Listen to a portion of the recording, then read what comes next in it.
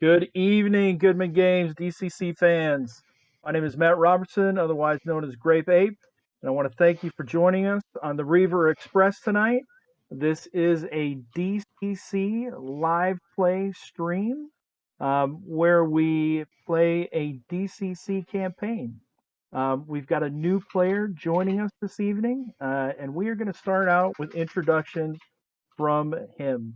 Chris, would you like to introduce yourself? Hey, my name's Chris Klepek. I'm a game developer and a musician. I live in Los Angeles, and I met Grape Ape via the Dungeon Crawlers Discord, where we have played many a game of DCC over the pandemic times. And I'm happy to be joining you folks today. Outstanding. And Chris is going to be starting with four zero level characters. Even though everyone else is first level, he's just coming in, so he's got to start at the bottom and survive his way through. Or Um, not. or not, you know. We'll see I how it didn't. goes. Sirius, why don't you introduce yourself? Tell us who you're playing tonight, and give us a little brief recap of Daphne's experiences from a couple sentences from start to finish on what's happened in Daphne's life so far. So Daphne started off adventuring with all our cool, awesome friends, and only the best thing happened to her. They were all horribly slain in front of her, and thus began her adventuring career with this fellow fun group of people. Traumatized together from the start, we've grown together, we've adventured around the area, we've fled from things together, we've been attacked by things together, we've had horrific bonding experiences together, leading us today where we courageously fought two swarms of rats, and I believe are going to start up with knowing that Daphne has finally reached enough experience points to be second level. And we're about to see what Matt does to you, Chris, when you are ready to be second level. So remember how this opens today. This is what happens when you reach second level. I mean, who would have thought that two tiny little itty bitty rat swarms would have brought you guys down? With what poison? Uh, Me, I would have. Two beetles did the same to us. I mean, Yeah. Oh, uh, and You needed to make a saving throw where you needed a natural 20 to get not that to is get sick. so false. It was a 20 total. 20 total for first level Fine. characters. I mean, you have this ability called luck. Gossamer, would you please Woohoo! introduce Who had luck yourself after getting out of that hellhole that we and went give through? us a brief synopsis of your character's life thus far? Alrighty. Hey everyone, I'm Gossamer, also known as Sarah. Um, After the tragic death of Burkham the Dwarf, I will be picking up again with Oracly, the buff halfling who did adventure with the party in our zero level funnel at the carnival. So far, Oracly has been hanging out back in the town of Fallon.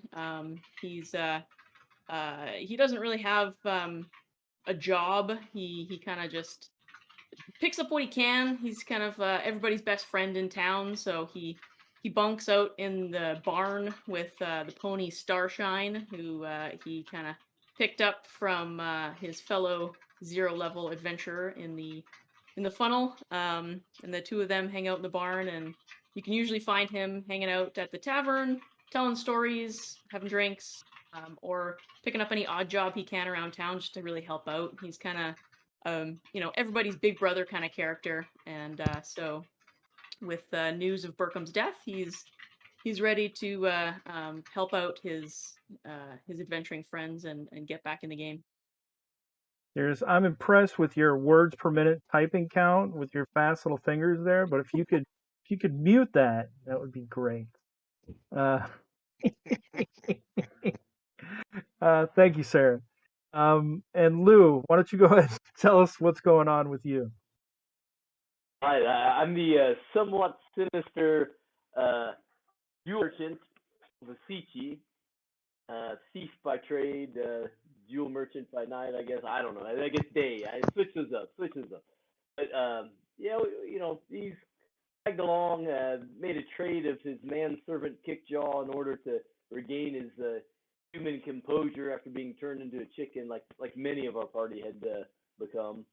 And now he's kind of been haunted by Kickjaw's. I don't know if it's really a ghost, his image or whatever. He's he's definitely seen Kickjaw in some sort of allegiance with some greater demonic form, and he thinks he might be in for some trouble down the road here. So traveling with this bunch, we've encountered a lot of very low-level creatures that have handed us arcane from time to time, and all we have to show for it is a really nice jackalope mount that, who was it that picked that up? Was it Zerathon, that was Siegfried? Josh. No. Oh yeah, that was, yeah. So, hey, you got something to show for it, I guess, now. So, yeah. That's, So we got that's that what going we're for doing. us. Well, you do have that going for you, Lou. You got a little bit of a crackling feedback. Sounds like a loose connection or something when you speak. Okay. But Mark, how are you doing tonight? All right. I am Tell us what's going on in your character's life, please. yeah, so my character Barclay, he had a simple life. He had as a costermonger and selling fruit from his cart. Things changed, had got into, you know, some difficult situations. One of them, he had a near-death experience where he met his patron of Carpessa, and he has since turned his life to a cleric, although he still has his fruit cart, in town where tries to keep that running as best he can. But he's now a cleric of the goddess Carpessa, who, if you go to look her up, she's an exclusive to Reavers Express here, and yeah, he's just trying to find his way in his new lifestyle and still make some side money selling fruit every once in a while. And last but not least, Zerathon, tell us about Agnar's life thus far. He after we slaughtered my 4 initial characters, we got started on some more. They're all based off of Slave Lords campaign stuff, the A series modules from TSR. Maybe we'll see an OAR for that one day. Like we got all those others, like Temple of Elemental Evil and the rest. Awesome. Yeah, that'd be cool. And so Agnar is modeled after one of the Slave Lord agents, and he bought a jackalope thing. And I'm kind of playing him like that one guy from the what's his name? From the movie Ghostbusters. What's the little guy? Rick What's his- Moranis. Yeah, Rick Moranis. It makes me, you don't see enough Rick Moranis dwarves, right? It's always All right. like Scottish accents.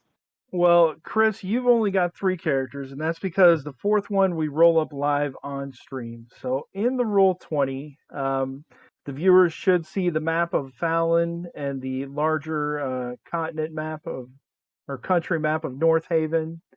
Our PCs are starting out in the village of Fallon tonight. If you would be so kind, you and Cirrus, to bring up your 4th PC sheet and fill them in as we live create a Sure. character. Very easy. Wait, Matt, So I'm confused. Wait, I'm playing Daphne tonight. Why would I need a 4th character? just in case, Okay. we want to be Okay. ready. We don't want to do it twice. Let everybody get bored, seeing the same thing. So if you guys could roll 3d6 for me, and that is going to be your strength. Let's see how lucky the dice are going to be. Is /R still work in this? It does. Yeah, should / R 3d6. He's Okay, like looks a like pro we got a already. 13. You also have the little dice icon over on the left where the little icons are. If you hover over that, you can just go to the D6 and then hit 3d6. So starting out good so far. Chris has got 13 for strength, which is +1. Cirrus 12, not bad, respectable. You guys could roll your next stat, which will be agility. Agility affects your AC and your reflex save, while strength affects your to hit, your damage, and other strength-based rolls like grappling. Looks like Cirrus only got a 7 though. Oof. Chris with another 13 though, another Two +1. 13s in one character. I'm going for an all-timer here. It's look pretty good for you, Chris. Nice. So Cirrus is Good going to be at a start. -1 agility, dropping his AC to 9 right off the bat. All right, let's roll 3d6 again. We're going right down the line, and this is going to be stamina. Average 11 and 12. Stamina affects your hit points that you gain per level. In this case, both of them receive 0 bonus. And give me 3d6 one more time. This is going Ooh. to be for your personality. Personality first, and then intelligence. Cirrus got a 12. Oh, Chris, that guy is not personable at Everybody all. needs a dump stat, I suppose. Let's hope that's the True. only one. Personality affects your willpower saves and how you interact with other NPCs. The next 3d6 is going to be for intelligence. Let's see what you guys got. 14, back up. +1 for the 14. Cirrus, that guy's not looking so great. 7 again, he's not very smart. And the last one is going to be luck. Roll your last 3d6. Intelligence affects, how many spells you get, Chris is gonna search do all my rolls. rolls. This Luck is the is your single best DCC character I've ever rolled. it's pretty good. Oh no, Cheers. That's cheating. So What do Chris you with mean? the 15 for luck. Very nice. A very good looking character right there. And Cirrus with an average 9. In DCC, luck is your expendable stat. You can burn luck to increase the result of any dice roll. For example, if you were trying to hit a monster and you hit a 13 and it missed, spend a point of luck, dropping your luck down by 1 and increasing your 13 to a 14, which might hit. All right, so you guys have your extra characters. After you guys roll 3d6 down the line, that is all your stats. Roll a d30 to see what your lucky sign will be. Your lucky sign is the sign that you were born under. Chris, what'd you get? 26. 26 is the Warrior's Arm. Critical hit tables. So you're going to get a bonus to your critical hits. And Cirrus, what did you get?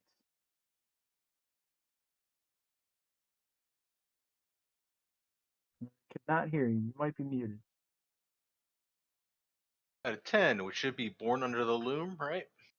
10 is in fact born under the loom. Now, even though Cirrus has a 0 for his luck modifier, if that character does in fact become a thief, I like to mix it up a little bit. Have him roll a D100 every once in a while, and if he gets under like 1% or then he gets a bonus on that one. You can have it go up incrementally every time he doesn't get it. So eventually he'll get like 1 in 100. He'll get that lucky sign. All right, now I need you guys to roll a d4 for hit points. And if you have a bonus in your stamina, give yourself that bonus or penalty. So Chris carried 4 hit points. Very nice. Cirrus, respectable. 3, not bad at all. So they could maybe take 1 or 2 hits. And now we need to roll a D100 for your occupation. Your occupation is what this character's job was before they became an adventuring PC. Their 0 level job. And if you can relate that in game to circumstances that these characters are going to experience, then you can, do amazing things. Like a cheesemaker could use his cheese to lure enemies forward. Chris, with a 31, you are going to be an Elven Chandler. I rolled an elf. Very good. An elf with What does 20 a candles. chandler do? They make candles, so you have Oh, 20 okay. candles. Your weapon is going to be scissors, which is going to be a D4 used as a dagger. Cirrus, with a 47, you have the farmer. The respected farmer, pitchfork, 1d8, strongest 0 level weapon in the game. And if you could roll me a d6, let's see what kind of animal you got. Doop, doop, doop. 6. That looks like a d8. Roll me a d6 now.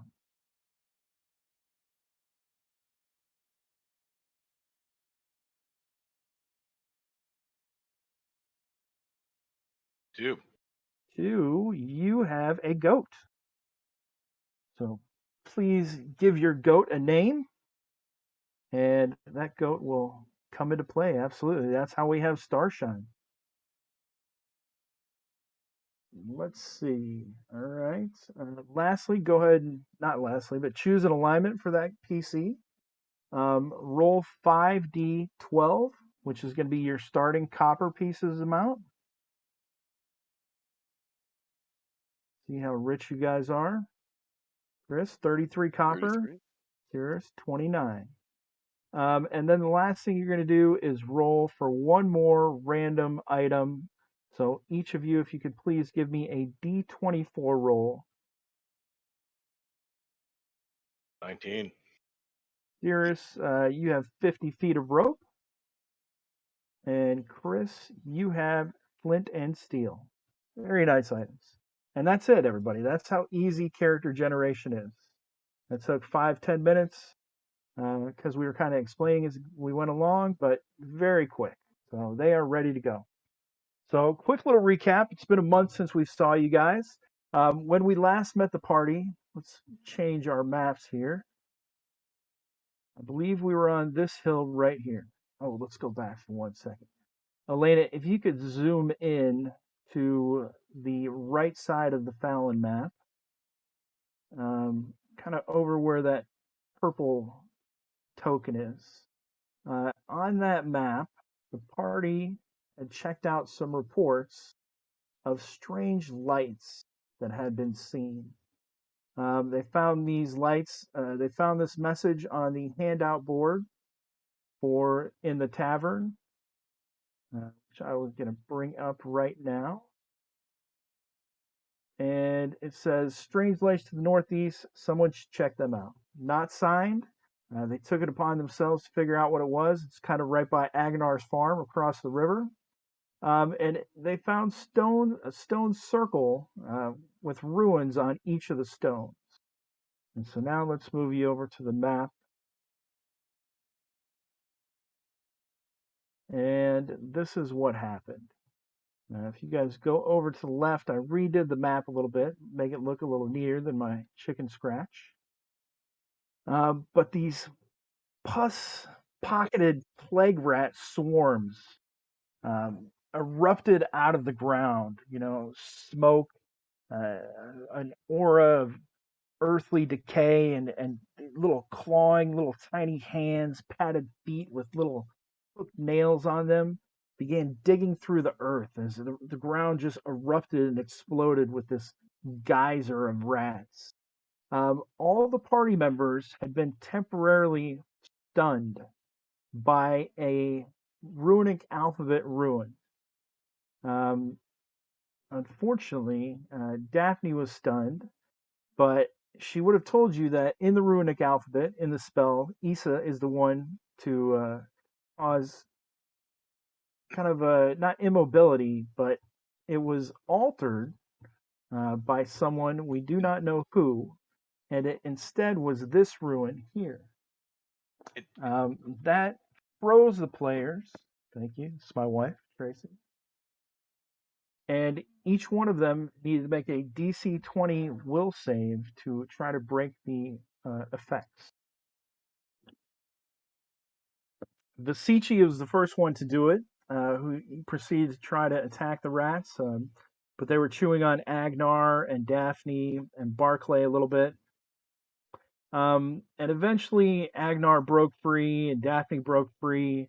But just at the end there, the rats brought Daphne down, and Barclay was still stunned. So as we left it, I'm not exactly sure the events, but this is what we're going to say happened. Vasici, I think Agnar, you killed the last of the rats. Is that correct? Do you remember? Josh? Oh, I forgot my name is Agnar. Yeah. I believe we did. Yes. So I think Josh killed the last of the rats as Daphne went down. Mark, do you remember if you made one final save after that in the next round? I was still frozen when we left last time. Still not getting a DC 20 save. All right. So what happens at this point is someone who had been walking by on the path saw this commotion. They saw the strands of thin purplish smoke rise up into the air. They saw you guys fighting, combating something. Ulrich ran into town saying something was going on in the northeast on the other side of the river. Ulrich immediately grabbed up his arms and headed out that way because he knew you guys were headed over there. Shannon, Daphne's cousin, also comes rushing out, following quickly behind Ulrich. Good Samaritans, Ulrich, Ham, and Martine all come rushing over. And let's go back to the token selection one more time. Chris, pick me your last fourth PC token, please. Which one do you want? For the Elven Chandler, Yeah. let's go with this dashing young man on the very far right, third one down with the Robin Hood hat. Actually, he doesn't have elf ears, so that's probably not good. He could be hiding underneath his hat. Yeah, I like that one. Yeah, okay, we'll go with him. We'll No, use that actually, how one. about the one up and one over from him? Also has the silly hat, but the hat Oh, covers yeah. the ears, so could potentially be an elf. Got it. Nice. All right. And do we have a name for your Elven Chandler yet? Give me a letter of the alphabet. Let's Q. go with Q. Q. Quenold. Quenold. Enold. I'll mark that on the sheet as well. I'm just gonna call him Q because I don't even know how you Sure. pronounce him. All right, and Q all come rushing over. So you guys see the situation as it happens. Daphne is down on the ground.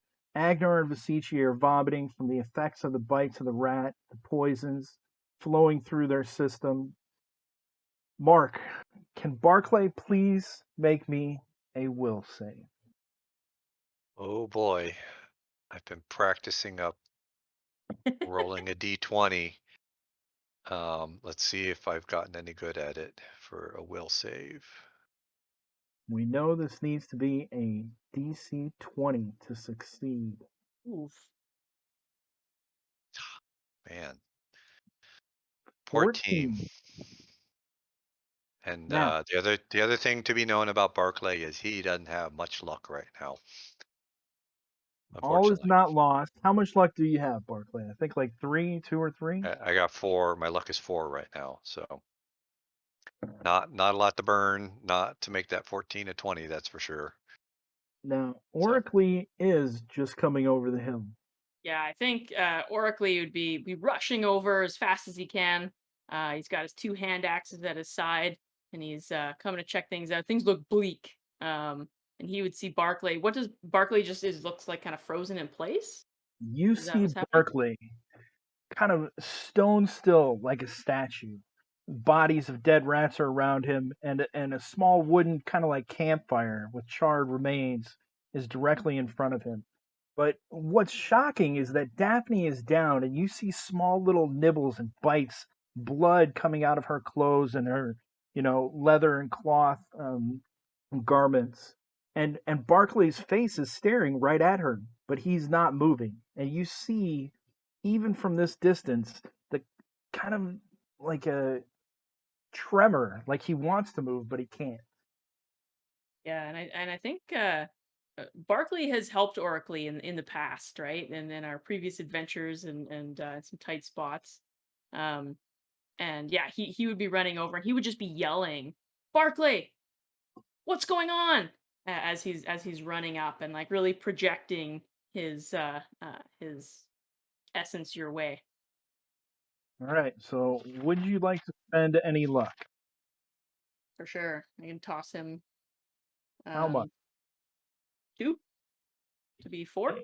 A 2 would make it an 18. It would still be unsuccessful.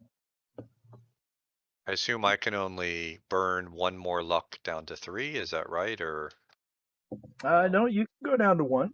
I can go down to 1. I will burn whatever I have to get that 20 because I've been watching all of this, I assume, and just frozen and can't feel like I can do anything. And watching Daphne there and all of us getting attacked. So if I can burn those 2 to get to that, definitely make it a 20. Hearing Oracle's voice from behind you snaps you out of whatever is holding you in place. Reminiscence memories flash back of the carnival and how you lost so many of your friends. The slaughter that you had, you've heard Oracle's voice crying out in aid before, during the battle with the damned in the carnival. And it instantly brings you back to that place, and you know you have to act. Your muscles tense, and you break free from whatever was holding you. What would you like to do? Well, if Daphne is there in front of me, bleeding out, in the last, I would, probably be wanting to do it, and I would just lunge forward if I can to try and lay my hands on Daphne to provide some healing, having seen all of this but unable to move. Let's see what you got. Go ahead and roll it. Chris, you should be able to move all your tokens. And Sarah, if you could check if you can move Oracly for me. Shannon is rushing up. Daphne! And she's falling to her knees. Ooh, Wow. Nice. Had a lot of pent up healing Yeah. there. Daphne, what's your alignment? Daphne is lawful. Also with Barclay, so the alignments are in alignment. We use the Deshane rule where you can roll 4 hit dice and take the best roll of those 4. Since you are level 1, but it looks like you are alive. Congratulations. So I was telling Mark, I've had nothing but faith to use a healer, but this entire time, Grape's been chatting me up. He's like, Mark's never going to make that healing roll. You better bring in all these backup characters. Absolutely, 100%. 100%. That may not be the way it went, by the way. But we rolled the body. I think we understood that. Yeah. Just so the audience understands, Daphne has a luck of 2. So if that didn't go off, we were going to follow the roll the body, and there's no way she was going to make that luck check. So Let me tell the audience that Sirius has been chatting me. I'm like, what? That guy's gonna die. I'm supposed to level up. I'm like, just have faith. It'll happen. That's how it went. Yeah. Well, Barclay was trying. But trying to get a 20 with only 4 luck couldn't make it. So it's Oracly that's coming in that just kind of changed the odds in a way with Halfling coming within and helping us out to just make it Yeah, a 20 brought and get that that good healing. old carnival energy back I to the know, group. brought it all Yeah. back. Yeah. that's right. Oracly's a halfling. That's so appropriate. It's a little good luck charm. Exactly. Halflings are Awesome. little luck batteries. They can give luck to other players, and they get every point they spend, they get 2 give out 2. So, Chris, you can move your guys. Yes.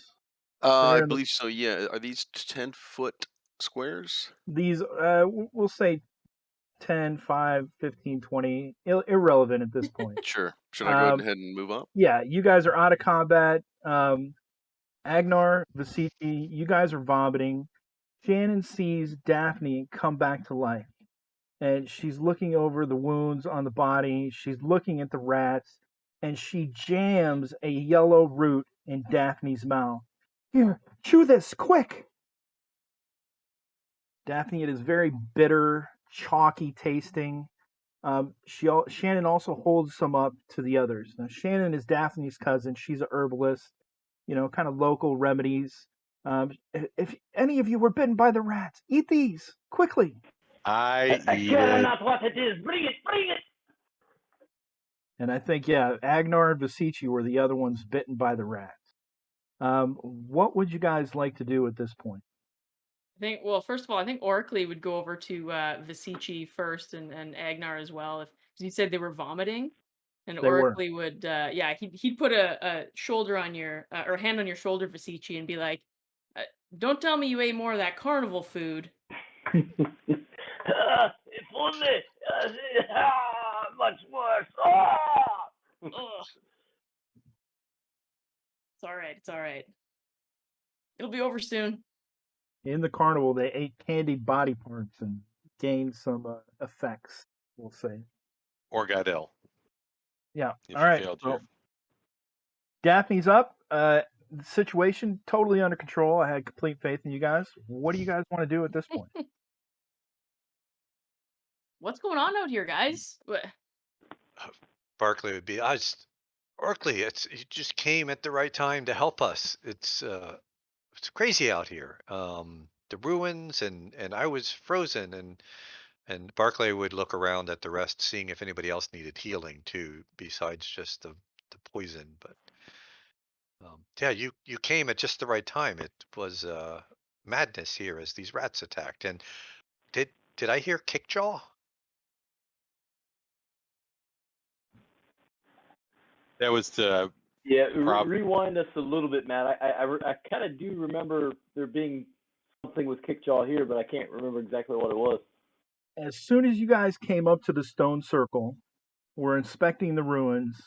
I can't remember who it was, but it was probably Basici, because Basici, even though Basici is a thief, Basici sets off every trap that I have. So I'm pretty sure Basici went and checked one of the stones and triggered the ruin of immobility that froze you all in place.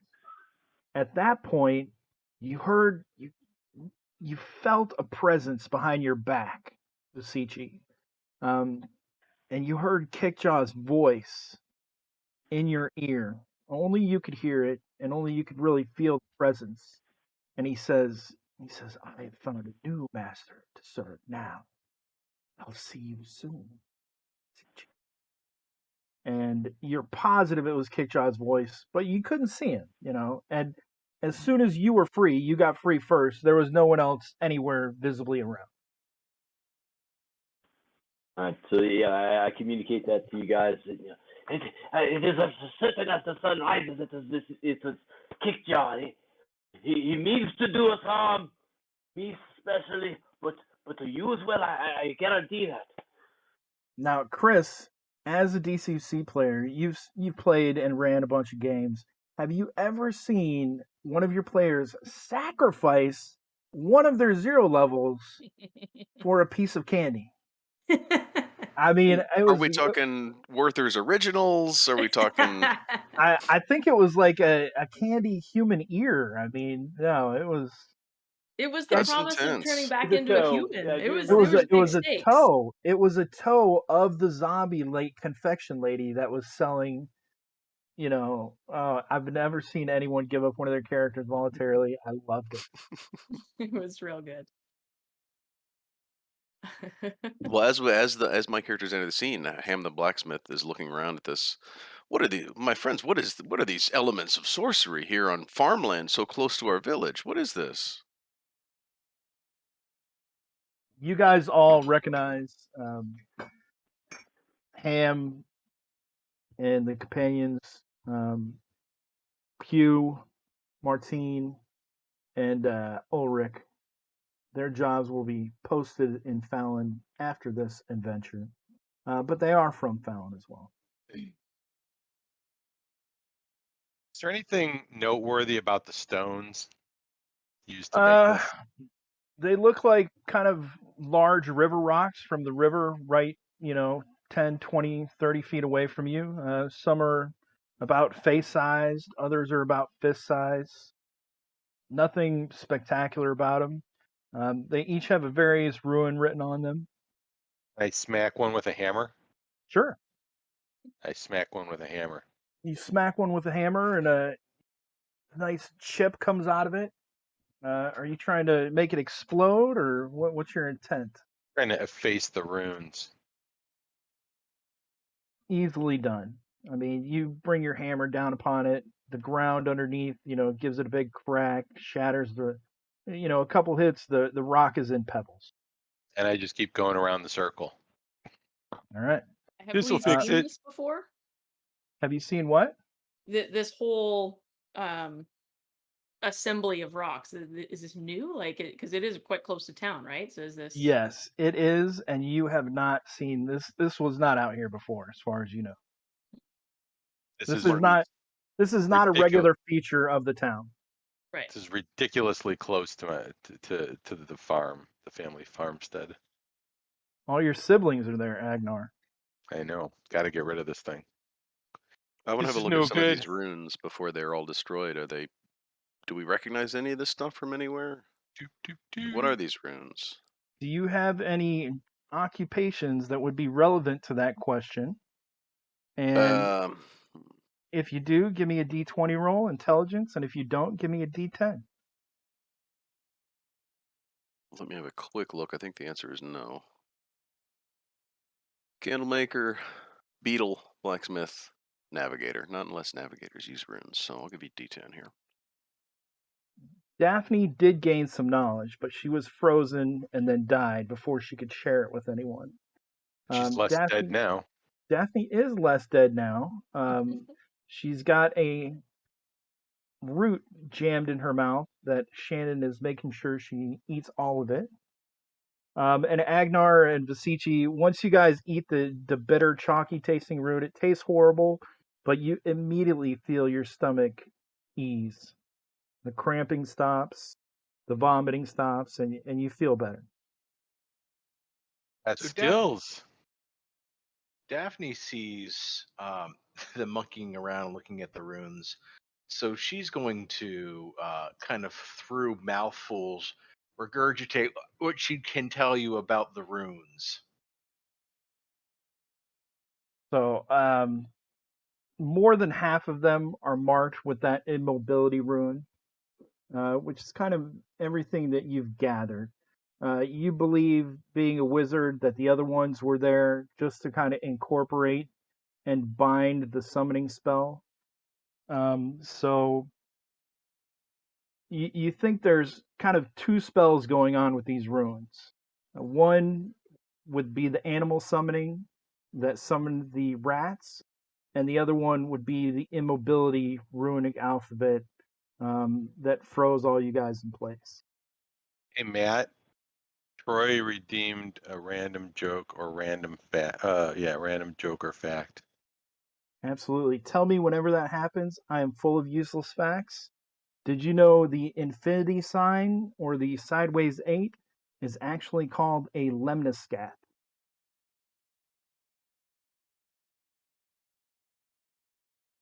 There you go. I think that satisfied the thing. Oh, Yeah, it's a random fact. Absolutely. All right. What else? Looking at there was several fire pits that were ringed outside. Are they still smoldering? Is there embers still burning in them, or they look like normal fires that are around the pentagram? They were not burning and are not currently burning. They had looked to be like had been completely put out. So it just looked like remnants of a campfire. Oh, You okay. imagine that this might have been what the strange lights were that somebody reported, though.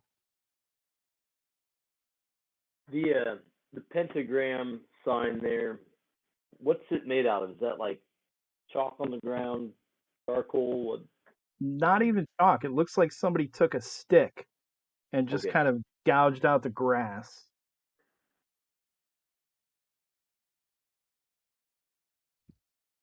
smash, smash, smash. All right. In short order, all the rocks are smashed into little pebbles. All the ruins are gone. The dead bodies of the rats are still there, postulating. Where do you guys want to go now? Do you want to head back to town? Do you want to stay out here and investigate? Do you want to Ulrich head off steps up. somewhere else? Ulrich will say, "My friends, as a beetle of Falun, I feel that it's very important that we go and speak to the farmer whose land this is. Either this was done without his knowing, or it was done with his knowing. In either case, we should get to the bottom of this." You guys do know that there is a farm further to the northeast, whose land this actually is, and it's kind of four brothers that aren't really allowed in town too much because they're kind of screw ups. They're named Larry, Mo, Curly, and Shemp. That Larry or Daryl? Eyebrow is rising very. Um, Nice so guy. they are not actually on the map, but if you look in the upper right hand corner, it's all four brothers, and they live out at this farm, maybe like a mile away, and this would be considered their land. So Barclay would say we should look and see if there's any trails from here too. I mean, there might be footpaths that go from this, and he would start looking around, kind of walking in a circle around it to see if he can see any trails that lead out of this area. There definitely are trails. There's one that goes down to the river. Definitely an animal trail that goes, back up north through the toward the farmland. It looks like there's one that goes up and north south along the bank down to the bridge. As far as I think you're trying to determine if there's any recent activity or trails like that, right? Yeah, to see if, like, the people who came here to set this up, if they all came from one place. Yeah, Give me a recent luck. trail. Give me a luck check. Oh boy. Oh, that's right. I forgot. All you guys' luck is horrible. That's all right. Uh, uh, let's give it a try. Let me get to the luck page. There we go. Oh my. Hey, nice. All right. So, you do find evidence of two sets of footprints in and around the trail, that look like they lead to the southwest, toward the bridge. A very, it's not even really a trail. It's more like stamped down tall grass where you can see that it's kind of recently been trodden through. So I'll But it, point this out and be like this, but this goes back to town, right? Because that's the way to get back to town is over the bridge. correct. Yeah. So that definitely heads toward the bridge, and it would head, in fact, to that road that goes into town or east. Yeah, Oracle was probably like following you, Barkley, as you were like searching for tracks. He would just like walk behind you, and he'd start like grabbing some grass and chewing on it and be like, "So you guys like adventuring and like not really actually helping in the investigation, but as soon as you find the tracks, he'd be like, "Oh, well that's weird. You think they went back to town?" Oh, it's weird. Why would somebody come to town do something like this? And I mean, Larry, Moe, Curly, and Shemp. I mean, you know, they're Larry, Well, Moe, Curly, and Shemp, but like this is concerning if they did come from town. Visisi mentioned Kickjaw. You think it was him? I would have recognized him. I haven't Oh, seen him lately. I Fasici, I thought Kickjaw was gone. He haunts me. He does not appear to be fully gone. Are the trails light and small of his thin stature? You really can't tell. It just looks like some stamped out grass. It's definitely not anything heavy like a bear. But as far as the size of the human that made them, just kind of relatively human. You wouldn't be able to get that kind of detail. Do you guys want to inform our newcomers of any other events that you guys were investigating? I believe there was a stakeout last session as well. Uh, in conversation, these events. Do you guys think that they are involved with the leaf we found? So if Daphne's done choking on her root right now, her cousin's root, she's going to thank her root, her cousin Shannon, copiously. She's going to thank the rest of the group for coming to her aid, and she's going to lavish adorable praise all over the halfling and give the halfling a great big hug for coming at the perfect moment. And Oh, Daphne, when yeah, it's good to see you too. oh it was so horrible. And she's gonna say, I don't think it was Larry, Moe, Shep, and Curly, or their goat named Joe, who we never got to use my backup team B.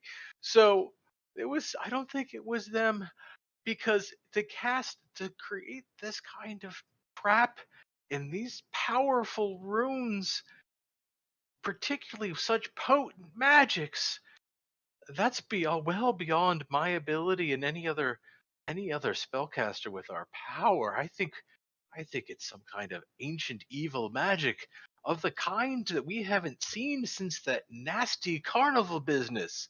Back with those ancient fell evil magics in the traveling carnival, I don't even and I don't think it would be something that whatever that conspiracy is going on, where those bandits had that little list of names and towns where they were crossing off names. I don't think they could be part of it. Um, but we never really investigated that very much, because we did corner the baker at the one point, but he wasn't particularly responsive, and he just seemed like a shady baker with something to hide. He didn't seem like a major occultist with this kind of power. I mean, it was so powerful it struck us all down. And look look at our cleric. He is so broken. He had to spend all of his willpower to break free of that evil and save me. Thank you again, friend. Speaking of being saved, Daphne, you lose 1 permanent point of stamina, and you have a chunk of flesh missing from right above your ankle on your left shin that heals into a very nasty purplish scar from where the rats just kept digging and biting pieces out of your leg. Isn't purple Daphne's color? Purple's my color, definitely. So, what do Or you guys want to do? You want to investigate out here, head back into town? What is the next plan of action? I think you guys definitely need some rest. If you guys want to come hang out in my barn, we can rest up. I'm gonna. I think we should. That's probably a good idea, actually. You guys have plenty of Yeah. places to rest. You can rest for as long as you like. Events around the world will continue at the pace they would normally happen. I have created a calendar for you that I will push out right now.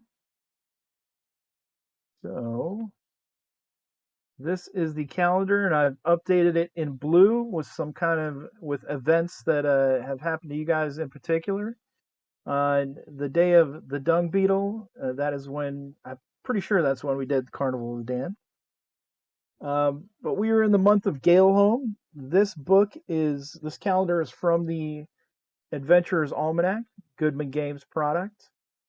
Elena, Great book. if you could find a link for that, that would be great. I forgot to send it to you. But on the day of the quail, we traveled to Pindermine. You guys met Hannes on the day of the chameleon. Burkham and Hannes died as you guys found a old dwarven stronghold.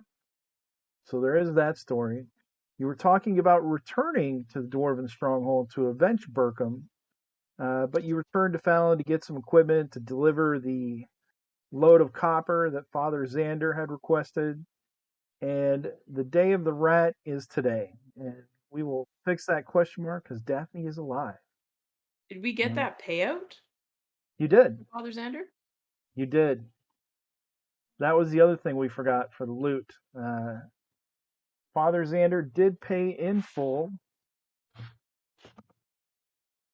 Let's see. I thought we split that up already. I think we I think did. you guys did. Yep. That was And the portion that I gave out was my, because we each got 25 and I gave her 5. yeah, so Agnar Right. donated 5 to Oracly, even though Oracly was there in kind of Burkham's memory. Yeah, there you go. So dates coming up. The day of the Perioton is tomorrow. If you guys went to sleep right now, it is also the vernal equinox. where the amount of daylight hours are exactly the same as the amount of nighttime hours. A week after that is market days in Fallon, where various vendors come to town. And just short of a week after that is Erock's Wakening, which is like a spring festival in Fallon. Barclay would remind Agnar, it's like, I've been wearing this armor that has been great for me most of the time, but I think you might use it better, and but we'd have to get it refit to fit you, I think, unless somebody else could use the armor. But do you still want to try and get this armor fit for you? Yep. All right, so there are some blacksmiths. I know there's a possibility of commissioning some quarrels. What would you guys like to do? Let me get Uh, the armor done. so first, how many days would you like to remain and rest in Fallon? And is there anything specific you want to do during those days? We'll start out with Agnar. Well, Josh, I mean, how many days would you need to rest to heal back up to full? I don't know. I have 4 hit points right now, So you and recover one hit point per day with rest, 2 hit points with good rest, like bed rest. So well, you we'll say the first day I'll take bed rest, and then we'll do. What are you guys feeling? Are we all just gonna lay around and convalesce for a couple days? Do we want to go investigate that circle some more? And does drinking count as good rest? Well, I think Oracly being excited to join the adventure, he'd want to get to look at getting some bolts commissioned potentially. So 2 days would be great for that. That would also let him restore his luck, and then he'd be fully equipped and ready to go on any adventure. He's pretty amenable. okay? Um, The yeah, Sichi's going to be crafting really hard at the jewelry shop there after that insulting note appeared there at the tavern. it was an insulting note. Somebody saying they had the best jewelry shop. So Vasici, roll me a d4 and then roll me 4d100, and you create however many pieces of the d4 of jewelry that you get, and they're each worth that much of the d100. But now you have to sell them. Cirrus, what is Daphne planning on doing, and how many days would Daphne care to rest? Daphne will take every day that we're willing to rest here because she has a plan for it. So uh, she will use all the time that she has. She also technically she's second level, so there's some mechanical stuff that would have to occur for that.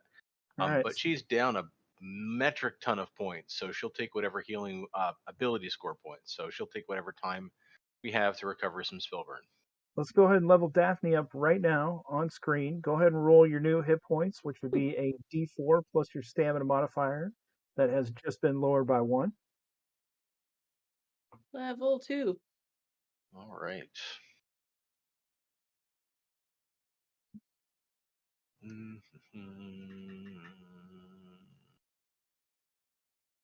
We have our first second level character.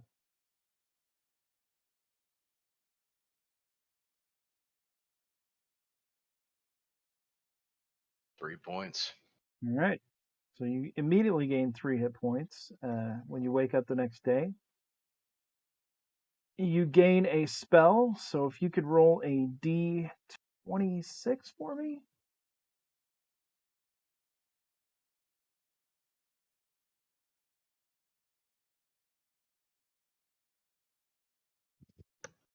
Even though there are 7 spells, I'll just have you roll a d26 because the last one is a patron spell. Well, actually, what I'd like to have her do is actually um, learn a book from a spell book she has in her inventory. Okay. So, And what spell would that be? Sarah, would you like to do the honors? Do you remember the spell book I'm talking about? I do remember it. Yeah, it was a black grimoire that came from what's her name? I can get it in a second. Safina. Seth. Sefna. Sorry, Sefna. Sefna. Sefna. Yeah. Yep. Yeah. And I do remember what spell it was, even though you can't read it. Although I guess if you're able to read it now, it was magic Magic missile. missile. So, and she was given that spell book in her honor. And since Sefna was one of those people, one of the citizens of the town that we grew up with, that we were friends with, that bonded together in that horrific funnel adventure together. She has to take that in her memory. She has to use that grimoire, and she has to learn magic missile in her memory. Totally So understandable. So that'll take you about a week of study. So do you guys want to theoretically wait 7 days until market days? Is everybody in agreement with that? So the only Yep. one thing I would note, Ulrich the Beetle is still thinking about that circle in the fields, and he's like, "Well, we got tomorrow's a vernal equinox, and then the day after that is a full moon.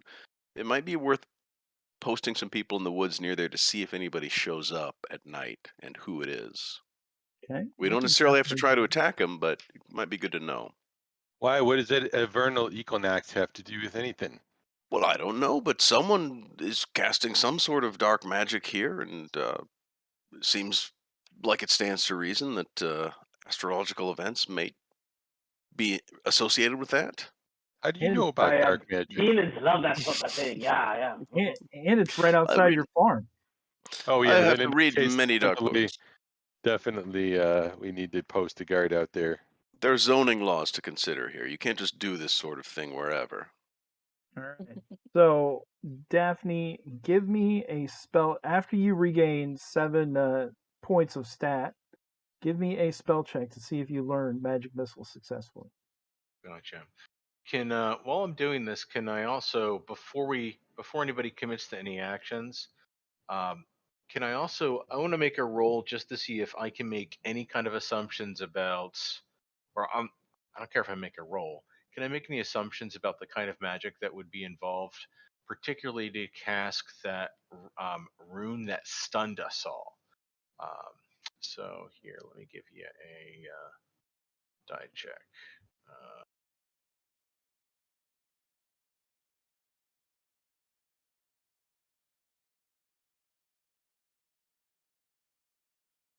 that would be an 8. Is that for your intelligence score to determine the ruins, or is that your magic missile check? That was a learning for the magic missile. You said that was a spell check, so I gave you a spell check. That would All be an right. 8. So you understand that the spell is magic missile in the book.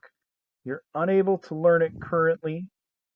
You can try again when you level up, or you can see if you can learn another spell that you can find. But you do not learn it successfully this time. So Is, as of right now, you don't have the other spell slot filled. and is it an option to take a random spell at this time? It is not. Actually, when I mentioned that, I should have. I actually should have mentioned that since we're in campaign. If it was a one shot, yeah, sure, take another spell. But in campaign, you got to kind of find the knowledge. You have to have known spells. You give me an intelligence check for the ruins.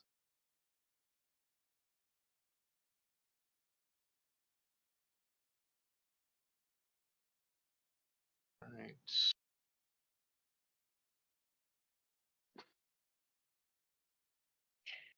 11.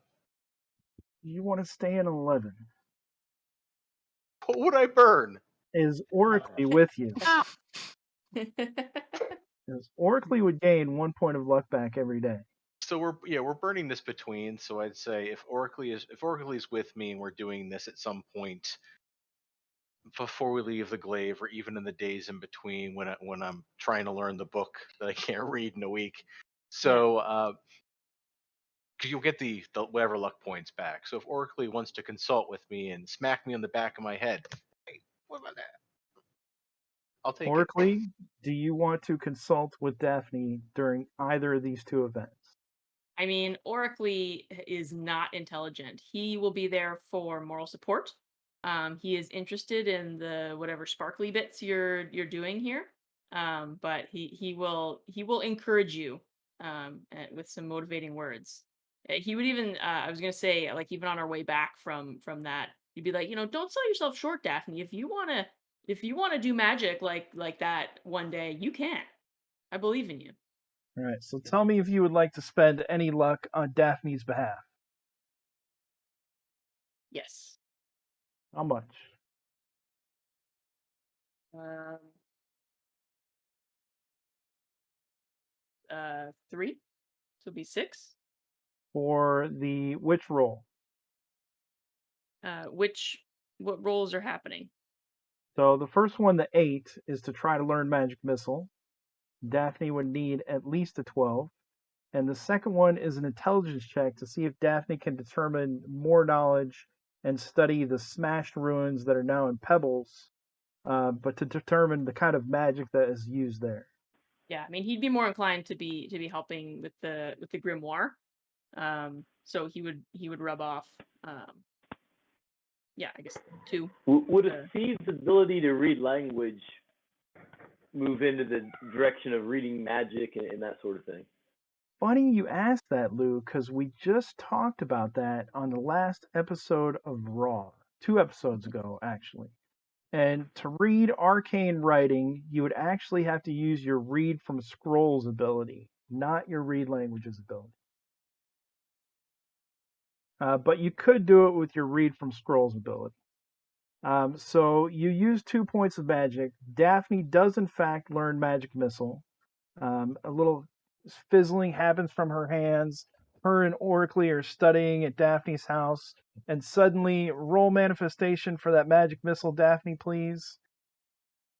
A what shoots out of your fingertip? All right, hold on. And while you are determining that, Mark, what is Barclay going to do? So I imagine Barclay would be like, Barclay, so man, I can't believe all the things that have happened since we last saw you, and would start telling Oracly like, "Oh, we went to this other town, and then there was this thing, and then I think we almost died," and he'd kind of tell the whole story to bring Oracly up to speed on all the things that have happened since the last encounter. Barclay would also be, take his armor off, get it over to the blacksmith so Agnar can kind of get it repaired. He would look for new armor, so probably seeing what's available in town, and also buying a sling, checking on the status of his mole mallet that he was having repaired by the blacksmith. He was getting it reinforced to try and make it a little sturdier. He kind of likes that Cool. mole mallet. So that was going to take 2 days, I remember last. And so he'd probably wait, check on that and make sure that um, was checked up craftsmanship and see how the mole mallet. And if anybody else needs healing, he would, in addition to their rest, he'd try and get them up to full health as we're spending a few days in town resting. So the mole mallet is in fact reinforced. We'll iron out the semantics of that. I think we already talked about price. The bolts are finished in 2 days' time, delivered to Oracly. Awesome. The armor is delivered to the armorer, who will refit it for Agnar. We'll talk about that price later on. Also, the available armor in Fallon, I think they only have leather at this point, isn't it? Let's see. Let's see what kind of armor they got. Oh, I did. They have padded leather, hide, and a wooden shield. So those are your choices with prices. And the next night, when you stake out the circle, Chris, um, you guys are kind of camped out on the bank along Agnar's farm, uh, eating some fried potatoes that Agnar's family cooked up, drinking from the bar when Agnar's brother brought back a little cave. You don't see anything. None of the lights are lit. None of the fire. There's no kind of activity over there. You come back the next night, still nothing. Um, Daphne, what is your manifestation of black beams? So the black beam shoots out of your fingertips. Oracle is quite impressed um, and makes kind of a little Oh, burn that's so mark cool. on the wall. Daphne, let's talk about your intelligence check. Um, Oracle, would you like to spend 1 point of luck on that intelligence check? Yeah, he'd be hanging out with Daphne, like to just watch this new magic that she can do. And yes, throw one his way. With the Away. 13, you were able to determine through remembering the symbols that were on there that you now have two known spells. Daphne does. One is Runic Alphabet, and the other one is Animal Summoning. Um, both of those were ritually cast um, and through the ruins that were placed on the rocks. But those are two more known spells that you know of now. So the runic alphabet that was cast on there, though, Mortal, that not Fey. yeah, the mortal alphabet. So, but the effect it had on us,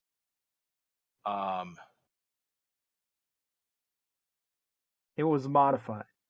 it was modified because okay, So it would So- take, that it would take some higher than normal magical power to modify one of the existing runes. So it's our belief that the whole setup there, that whole circle of stones, was designed to trap us and release the rats. That is what Daphne determined through her Yeah. study. Somebody kind of knew we were snooping around out there, or thought somebody was. I presume us. But... And it could have trapped anybody, whoever walked up on it. It's a good thing Larry, Moe, Curly, and Shemp didn't walk down.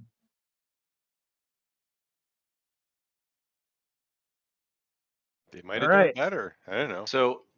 so I'll convey to the party just the short version of that with the runes, just to get the importance of that across. So I say that this was the runes that were on the stones were the spell based on a spell of equivalent level that I can control, but greatly modified and cast by most likely a group of casters. The significant difference is if I were to cast it, I would carve the rune onto something impacted, and it would have to be placed on what the spell is cast on. That they were able to put it up there as a trap, that is incredible. And Daphne is pretty dumbfounded by the magical strength that this represents. And she's trying to get across that this may not be something we would lightly pursue. It would be the equivalent magical strength, in your opinions, after hearing this, that it would take to summon a carnival of the damned. Wow. Anyway, so a week passes by. It's Dum, a dum. fairly quiet week. This is a small farming community. Not a lot of things happen. A couple of Agnar's chickens get out. They have to round them up. You guys feed the rainbow cow, who will be able to be milked in a couple more weeks' time. You can only milk her once a month. Yeah, But Oracle would ask about that. He's like, "Yeah, I got this yellow milk from Burkham's stuff. Like, what does this do? Why is it yellow?" He would ask the group. I don't think anybody knows. Nobody drank the yellow Yeah. milk. Burkham didn't know either. Weren't we saving it? It's a mystery. Saving it for when you need it and see what it does. Oracle would just shrug his shoulders and be like, "Okay." Barclay, do you visit your friend at all? Well, Barclay's cart is close to Rita's house, so knowing that Rita's name was on the list that we're still thinking maybe was a hit list, he'd be just kind of checking in with her every once in a while to, like nothing weird happening, right? Like your name's on that list, so checking in, make sure everything's okay. I'm going to push that list out to Chris and our viewers again. This is the list they found on some bandits in between Fallon and the Pender mine where they went and found the Dwarven stronghold.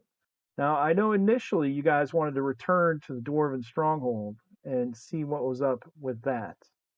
The next day, the message board, the day of the Periaton, looks like this. We've got a new message board. The message for the cart is still up there, but a new message has been put up there to test your strength.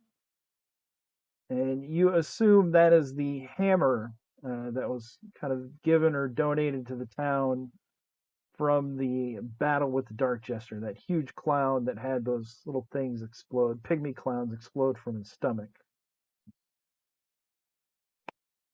Quick question on the note. Did we identify any of these people? Do we know who any of them are? You know Rita. She is a what is her job again? Barclay? She's an herbalist, I think, if I remember correctly, and so somebody new is an herbalist too, right? That just joined the. Shannon was a herbalist. That's Daphne's cousin, and Rita was a herbalist as well. They got accosted by bandits on the way to the mine. Not accosted, but duped into going into this cave to save some guy that was trying to join the gang. They dispatched the bandits and cleaned them out of the loot they had and equipment, and they found this note. They identified Rita, who everyone knew from town, and Dur Merton, who is the baker of Fallon. But they didn't know anyone else on the list. Yeah, And but we did think we We talk talked top of to to the him? we talked to Rita. We talked to a couple of people. Well, talked to Durr, I think, and um, banged on his door a little bit too, maybe. And they are not quite sure. There was nothing we heard that indicated why their names would be on a list like this, that we understand so far, as to why their names are there. There's not anything in common between the two that came up. And the Um, crossed And off ones, there haven't been any recent sudden deaths in town that we know of. well, Welcome, Reavers, the by the those are way. SK, right? So they're in a different town because that's what the Oh, SK okay. F. So F is Fallon, Got it. W is Whisperwood, Nice. Yeah, okay. SK That would makes be sense. they Bird. think, Chris. They We think. think, Well, yeah, that's it's a really darn good guess. Uh, Then what would SK represent? Should kill. Gerd, I think, is the town to the Oh, yes, I see it. Yeah. Okay. so anyway, Cirrus of Visici staked out the bakery. Cirrus tried to strong arm the baker a little bit. He didn't give any information. That was unsuccessful. But after a night of staking out, the baker told him to get away from him, get off his property, and they didn't find out any new information. Um, Not a huge detail, but I actually think I was hanging on Rita and them, and I think somebody else was at the Bakers. I think. yeah, that's true. Yeah, maybe it was Agnar, but you had went over to peep into Rita's windows, and you saw her and Barclay having dinner. Barclay, when you next go to visit Rita, the house is empty. And it appears that she packed some things in a hurry, and you do not find her anywhere. You do see a note on the table with a pair of gloves. Can you hold up the note to the camera so we can see it, please? So if everyone will look at Mark's camera, he has a small piece of paper. Hold it up close, Mark, so we can see that awesome seal. Sorry, it's gonna. I don't know if the camera is gonna pick it up with my background coming in and off. Coming. It's got a old school wax seal on it. And what is that wax seal of? The wax seal, is a flamingo standing in a night sky with some ferns or brush around it. And kind of, it looks like a greenish, emerald greenish seal. Yeah, I don't know the kingdom of flamingo. I don't know what the flamingo to us represents, but it's yeah, as best I can tell, it's or a crane. I guess it could be a crane. Your Um, first impression is this seal is very intricate. No normal person would have this kind of seal if they even had a seal. Like the magistrate of the town has one, but it's like the initial of his first name. It's very rudimentary. This one is quite intricate. Is the first thing you know. The gloves are of fine quality, very well made. Can you crack the letter and read it to us now? And just so everyone knows in chat, we are going to have a drawing tonight in 40 minutes at 10 o'clock. If you would like to be entered into the drawing for a free copy of Conspiracy of Ravens and a free bee card, you can send that to your beekeepers, your zero level beekeepers that you kill. We will be drawing for those in 40 minutes at 10 o'clock. Just enter any emoji into the chat and you will be entered into the drawing. Now, back to you, Mark. If you could please read that exquisitely made message that your judge sent you. right. Barclay's concerned seeing Rita vacant and finding this note. And it Amazing. reads, Dearest Barclay, it is with a heavy heart that I now write this letter. I had prayed this day would never come. You had always wondered why I did not open myself to you more, why I was always so guarded. There is much more about me that you do not know. And in another life, perhaps. I must go. It's not safe for me in Fallon, and not safe for you while I am there. Please do not look for me. Take comfort in knowing you will always be in my heart. My love is always with you, Barclay. Signed, Rita. And reading this, Barclay is just doesn't know what to think. I mean, she's just left, and apparently she's in trouble, and he being asked not to go find her. He's very confused by this and concerned that she could still be harmed by whatever it is that's on this list. Um, yeah, he's a bit he's concerned and heartbroken that Rita has just up and left, Do leaving you only this share note. that with everyone else? Um,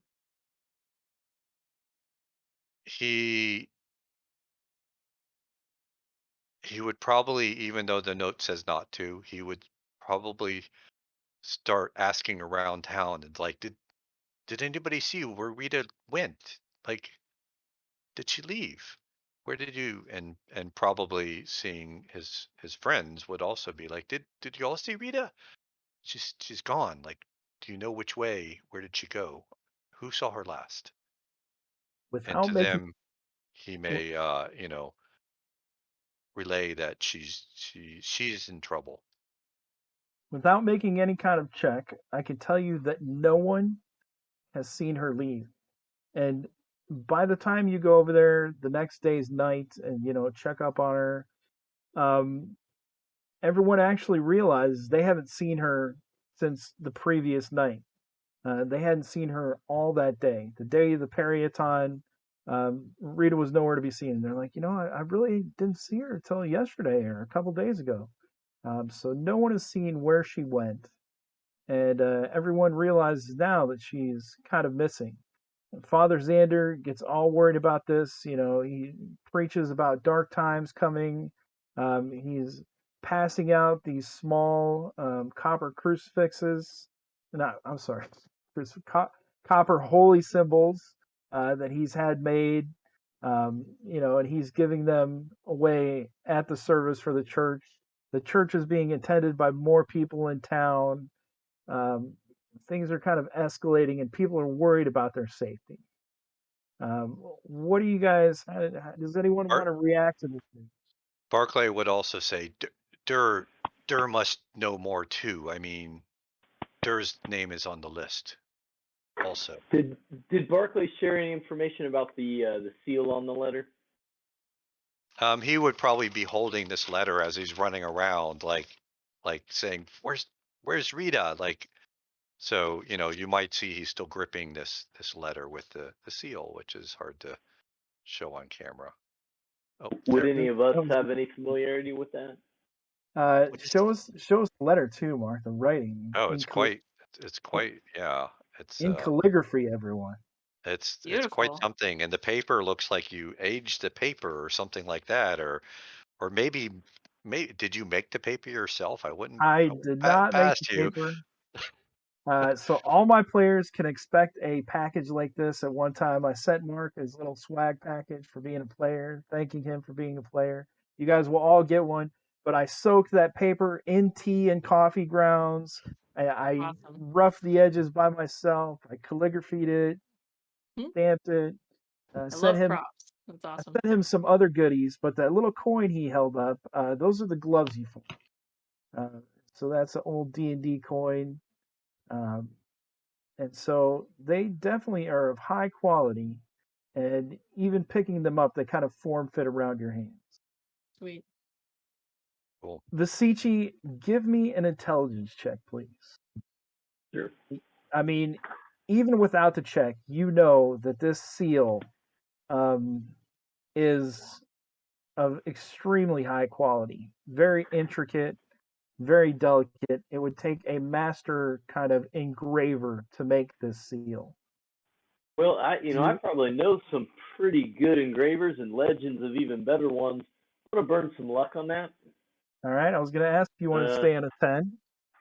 Let's see here. I'm gonna burn 2 luck, which for me is 2d3. That roll. So that would be a 14. On a 14, you would surmise that these kind of wax seals, the stamps, definitely signify a house. Not necessarily a royal family, but a family connected to the royal line in some form or fashion. Royal families would also have these very intricate stamps, so it could be a royal family as well, but it's definitely connected to a royal family somewhere. Only members that are close to the court would have these kind of seals, and usually they're only found in and around the capital of North Haven in Athlisburg. Okay. You So share that with everyone else. Barclay would say, like, what do you mean? Rita may be related to royalty? Is that what this means? It seems very likely, huh? She didn't say anything about that. Herbalist. It would make sense that she wouldn't. It sounds like these bandits were hired by one group of royals to extract some sort of revenge on another group. Are we familiar with it was a flamingo on there? Are we familiar with that animal, and is it unique to any one area, or? You cannot identify the seal in particular. You would need to roll higher for that. It's a burb. All right, so 7 days passes, fairly quiet, a little bit of excitement. You guys will know after you hear this news and go check on the bakery. Dur Merton is also gone. No one had seen him for the past 24 hours. He disappeared. Nobody saw him. Nobody saw which way he went. Just very. Knew we should have continued the stakeout. Very few things are taken from the bakery. The bakery is kind of left empty. The magistrate, kind of takes possession and repossesses the bakery. Has a guard kind of lock the building up for safekeeping until Dur returns. Didn't Dur say that I should take care of the bakery until he gets back? He definitely did not. Unless you know where he went. Maybe if he went somewhere and didn't want to be found, then what? We don't know. Did Berkeley share how much of the detail of the note, or what happened? I mean, we Just see that him walking around. Gone. Rita's gone, and the kind of the seal is the information you have. Because we would have been like, "What do you mean gone? Like, was our place broken into, or what was?" Well, have a conversation with Barclay and see what Barclay tells you. Oh, Barclay. Berkeley. She said it's not safe, and like it's always been safe here before, and the only thing is I've told her about the list we found. So for some reason that I don't know, that must have scared her. She said she was leaving and she wasn't safe, and that not to come search for her, which I don't. So whatever is on that list, somebody's looking for her for some reason. Well, Probably her too. thinking of this, if the SKs are all marked off, they came from the west, they swept through Falun, and it stands to reason they're headed for Whisperwood now to take care of these other 3 people. Does it make sense for us to attempt to find them and warn them? And I will tell you, Chris, they encountered the bandits and found the note on the trail from Fallon to the west toward the Hammered Mountains, right there. That seems to line up with the timeline. Yeah, exactly. That's why I told you. It kind of lines up with what you might be thinking. But while you guys contemplate that, we are going to take our 5-10 minute break. Give everyone a chance to stretch their legs and get a drink. Don't forget, we've got a giveaway going on. All you have to do is enter an emoji in chat, and we will be right back. Welcome back, everyone, and thanks for joining us on the Grape Ape's Reaver Express. We are in the middle of Fallon. The group has just kind of rested for 7 days, built up some of the stat loss that they had, found out that Rita and the baker have left town to places unknown. I want to thank you guys for joining us. We are having a drawing for our giveaways in 20 minutes. We are giving away a copy of Conspiracy Raven. Is that a foil copy, Cirrus? That is a foil Oh. copy. This But- is not my signed copy that allows me to cheat in all your games. That's what the inscription says. But this is a foil copy. You will never find another foil copy like that again. There's not many of Plus, those left. all right. I want it. Plus, I wanted to point out that this is Jess McDevitt still in the channel? Jess McDevitt made this custom card, and I'm not going to pop this out all the way because I want to give whoever gets this the pleasure of popping this out all the way. But this is a 3-dimensional card. It's a little beehive because Daphne's a beekeeper primarily, a wizard by catastrophic failure, and it says DCC Fumblebees on it. If you can see right there, so nice little card you can use for whatever you need. So just think if you're running a funnel and you got a beekeeper and you kill him, you can give him that card to say you still care about him. Say, I killed your beekeeper, but I still care about you. So we will be having that drawing in 18 minutes. If you guys haven't entered yet, all you have to do is put any emoji into the chat to be entered into the drawing, and we will have one lucky winner that takes them both.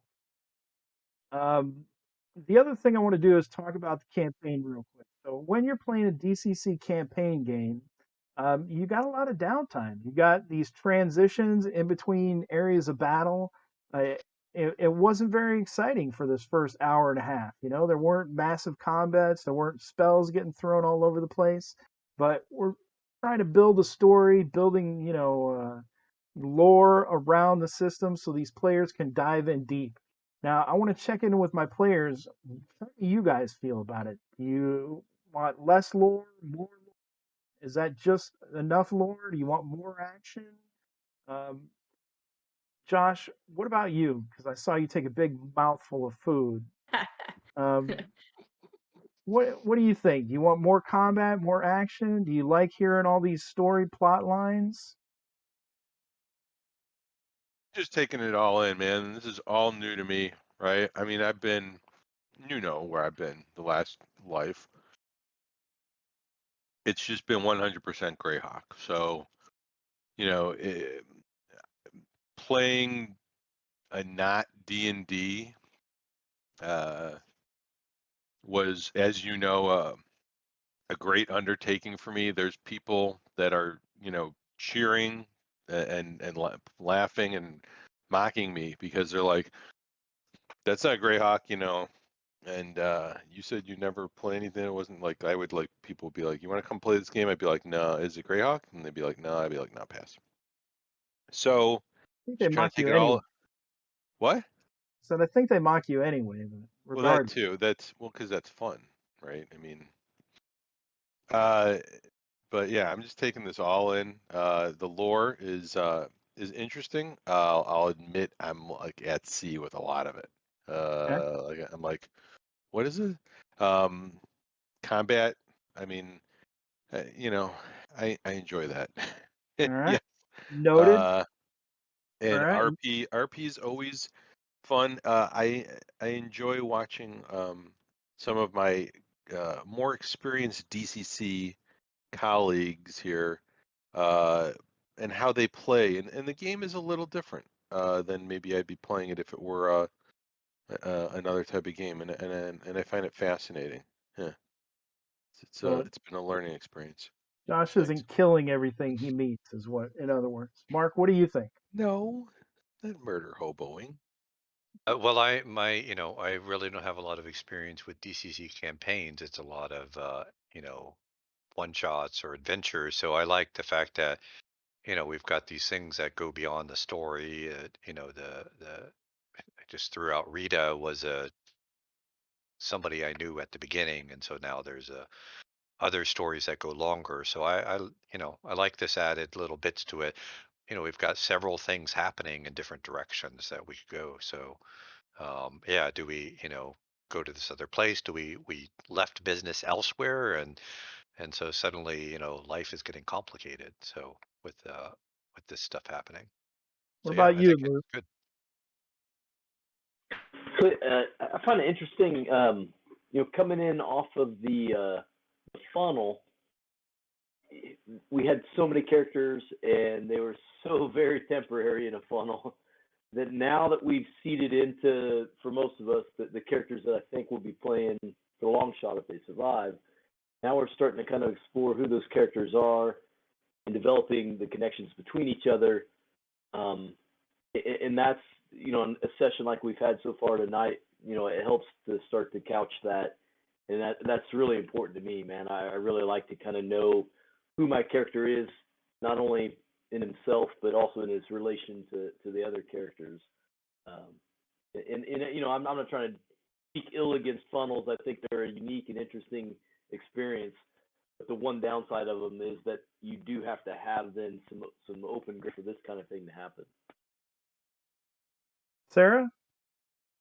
Yeah, I love this kind of stuff. Like this is like giving space to breathe and have these kind of in-depth kind of lore and like Lou was saying, I agree with that. Being able to connect more with the stories and with our characters, I love that. So this stuff never bores me, if that's kind of what you're thinking. I fully enjoy RP sessions. I like combat too. I'm kind of in for it all, but I do like the only thing I'd say is like it is a pretty wide open sandbox, and we do have a lot of threads happening, and that can sometimes be hard to um, just keep organized and figure out where we should go. But I think we're doing it, and I'm having fun.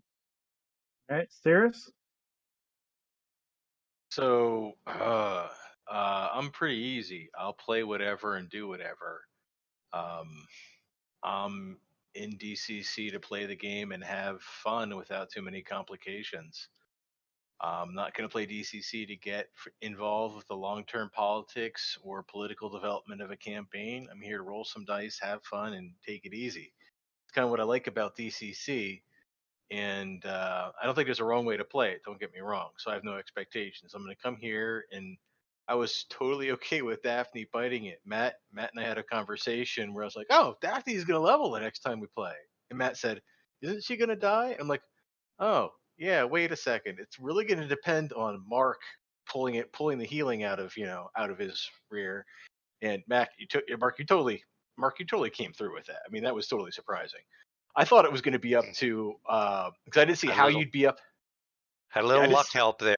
So I didn't see how you're going to make the save to be up in the first place, but because of that, Daphne is up. But I would have been perfectly okay if I got to play Larry, Moe, and Curly. I made up the tokens. I'm ready to go. They're my backup squad B. They're all chaotic, and I could have played the Stooges, and I would have been fun. But I think my mentality of having the Stooges as my backup character, it goes back to the best thing I was ever told about this game is that you're an adventurer, a reaver, a cut purse, a heathen slayer, a tight-lipped warlock, yada yada yada. You're no hero, and that's how I play the game.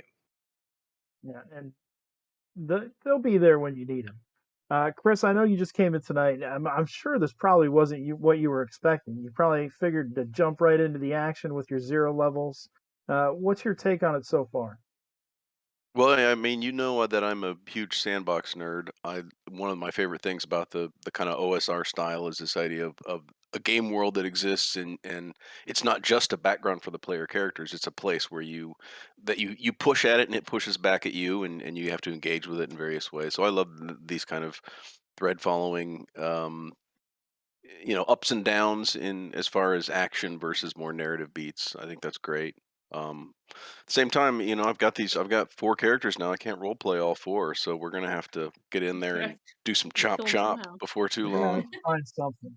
So let's talk about the open sandbox. It's a lot to prepare because these characters could go anywhere. I don't limit them. I don't try to direct them or railroad them. They could literally go in any direction they so choose. But like one of the problems that Sarah mentioned is you have so many threads, they don't know which one to pull. So they can go back to Pindermine to the Dwarven stronghold, which was their original intent. They could go to Skurd, far to the west through the Hammered Mountains, to try to investigate the 3 crossed off names. They could go to Meadhan, where they heard events of a fog that surrounded the town. The church had been defiled, and rumors of a demon of some kind that killed half the population.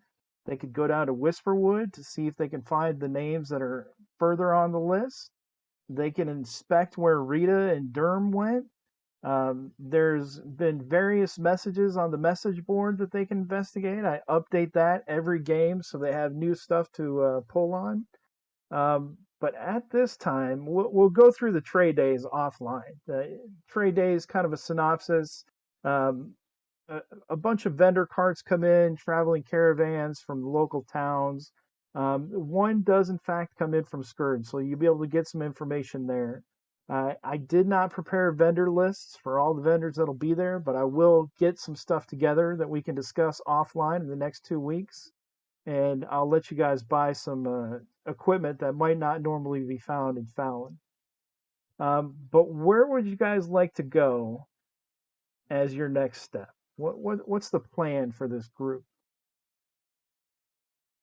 I always Can like following personal hooks. So, knowing that Barclay has a connection with Rita, I'm inclined to want to do that. So that would be my initial vote. Where would you go? You have no idea where Rita went. Probably follow the list, I guess, right? So maybe go to Whisperwood. Okay. Chris, which one? What do you want to investigate? Well, I'd like to go back to something you just said because I really like this plan of following the list and trying to maybe get ahead of the bandits in Whisperwood, but I did not realize the town immediately to our east is surrounded by some sort of demon fog. Like, did you guys get information on that? What's going on there? They did. Lou, you got some background noise coming in. No, sorry. So during the events of the Carnival of the Damned, a magistrate from Athelsberg, not even a magistrate, an emissary from Athelsberg, from the king himself, came to Fallon to investigate the reports of the carnival. He informed the magistrate and the adventurers that a similar set of circumstances happened in Meadhan. Some kind of demonic fog surrounded the village. A good portion of the population was murdered or sacrificed in some kind of ritual. There were reports of kind of a gargoyle or a demon. That's all the information they got was what the emissary gave them. I mean, I guess then that is also still a personal hook too, right? Because we got Kickjaw looped into that. And Yep. even with what we just investigated with the runes and stuff, like that's probably connected. I'm sure, and still to the carnival and what's going on there. Who is Kickjaw? Can I get a quick mini primer on Kickjaw? Yes. So my initial set of characters going into the opening funnel that we played, one of them was a jeweler and one of them was a manservant named Kickjaw. And so that's the deal where throughout that adventure, the jeweler got turned into a chicken, but he still had speech and his own sense about him and all that. And he made a trade with this weird witch confectionery person at the carnival that she could take his servant Kickjaw if she would provide him with the means to turn back to human. So, and then after that, he had this sort of pseudo dream vision thing while he was out wandering around that he saw Kickjaw conversing with this sort of apparition-like demon creature making a pact or whatever. And so at any rate, that's, I don't know if that explains everything, but let me know if it doesn't. But yeah, it sounds like we've got character connections to both of these things. So I think we have a picture. So once they went into the Carnival of the Damned, there was a big, huge statue of kind of like a jester-looking character. They found out later that this was Gielos, god of mischief or patron of mischief, some kind of supernatural being or a deity. Kickjaw was given to the carnival, and I think you guys killed that confectionery. And Kickjaw picked up the box and immediately began becoming part of the carnival, selling confectionaries, and disappeared with the carnival the next morning. Cirrus, Mark, Josh, what do you guys want to go check out? I thought we were going to avenge Burkham's death. Yeah, I guess that is personal too. Do you guys have any obligation to go back to the Dwarven stronghold? You did give Hannes your word, right? Daphne I is think- fully invested in going back to the Dwarven stronghold where we fought the fire beetles and burning that place to the ground. Because if it's truly worthwhile to survive for this overall story and well-being of this world, it can survive a couple crossbow bolts to the face and some fire. So let's burn it down. So Burkham Chris was Sarah's other level 1 character, and he worked at Pinder Mine, which is just west of Fallon. They went there to pick up a load of copper for the priest in Fallon who wanted to make holy symbols. And talking to the foreman, they eventually learned that some of the workers, the miners, were disappearing. And so they went to investigate higher up the mountain. They found this lone little house up a cliff on a mountain ledge, and Hannes Tanaheim was a dwarven resident in that house. He was the last known descendant of the Tanaheim clan, and he told them that there's a dwarven stronghold further in the mountains that is occupied by evil entities and evil presence, but the Tanaheim clan was famed for making magical items, magical weapons of superior quality. But to create them, they made a pact with some kind of demonic force, and that demonic force eventually took out the entire clan. And that is where Burkham and Hannes met their end. got it. So Okay.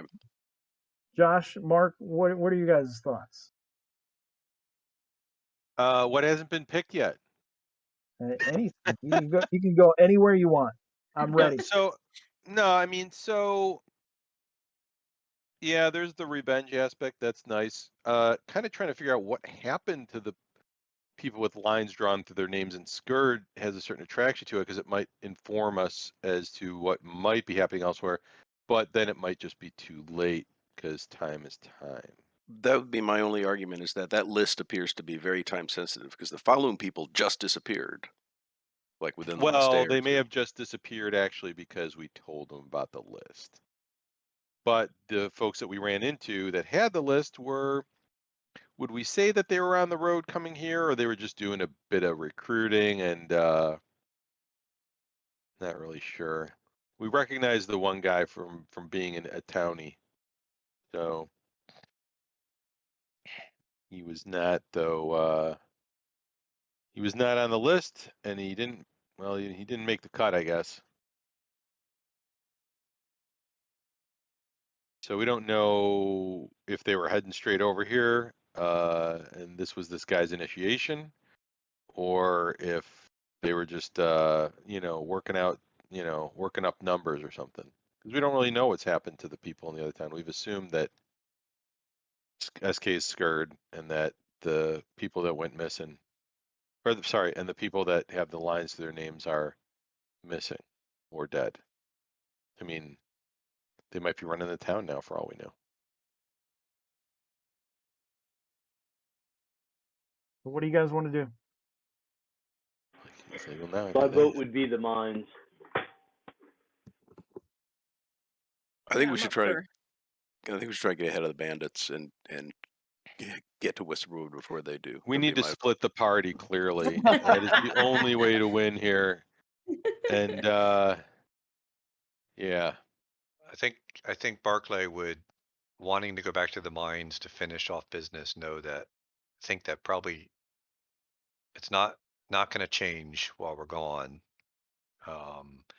and that the others, although he doesn't have sense that they'll find Rita, but maybe get information of what that's all about if we can get to the others in Whisperwood. And he'd even say, like, I think there's a way to go quicker if we go direct, instead of going through Meadwood. I don't know if that's true on the map. Is like, you can either take the nice safe road and takes twice as long, or we can go through the woods to Whisperwood. That is usually the case. The roads are fairly safe, and going off the roads could have dangerous creatures, all kinds. But either way is good, I think. But he would be thinking, well, if we wait too long, as you said, like, they may be gone by the time we get there. And that, I think, I don't know if this is true, but I think the sense is what was in the mine is probably going to stay in the mine. I don't know if that's true or not from what we thought. But either way, I mean, we'll get around to revenge later. Well, should we take a vote between those two options? Sure. All right. Raise your hand if you would like to head to Whisperwood to investigate the list. 1, 2, 3, 4. Raise your hand if you want to go back to the mine and avenge Burkham and find out what's going on there. All right. Looks like 4-1. I guess you guys are headed to Whisperwood. How would you like to go? looking at this map. Is there a water route? I mean, it looks like just a straight little jog down there. There is a water route, and Fallon is a fishing village. If you look at the city map to the right, there's a small dock. There's 3 little boats right there. Let's see. It would it would definitely cross the trail.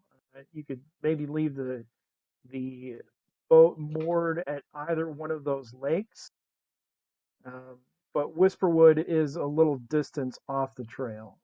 The water doesn't directly go into Whisperwood. Right. I mean, is that a crazy idea? We could walk too. Or I don't know if think we it's have an any interesting horses. idea and make Yeah. Matt work, because he probably didn't prepare a boat and anything. So let's just have him, I'm sure he'll pull one out of somewhere of like, oop, yep, here's a boat. So, Orkley would love to go on a boat ride, so in character, 100%. oh, and we do have some tackle. So Barclay would probably say, like, Yeah, we do some let's fishing. get a 10-foot pole too before we leave town. I don't know if it matters or not, but the Medan is the place with the fog around it. So it might be good that we're avoiding getting involved in that, as it might be a total side quest on top of everything else. Fog isn't there anymore. That was kind of like Isn't there anymore? Okay. one night event that happened similar to the carnival. Oh, okay.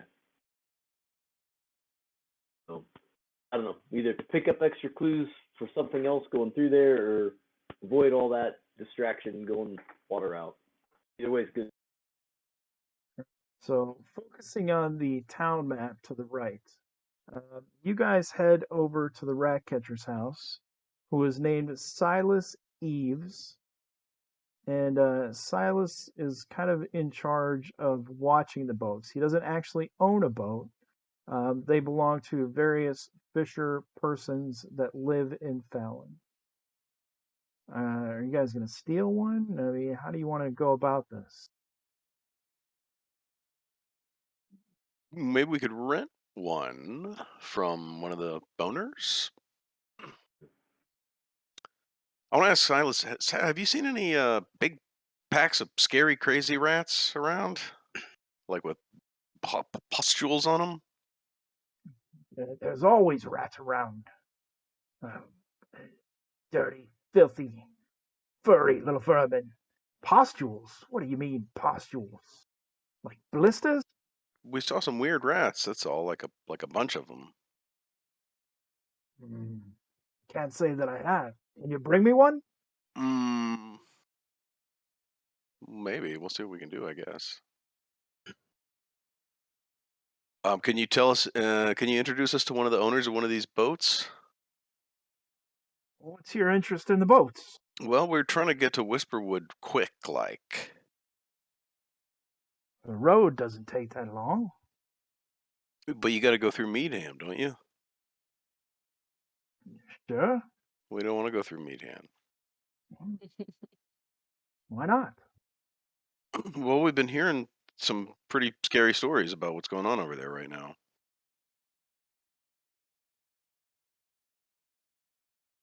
Have you heard anything about it? No, I can't say that I have. Hmm.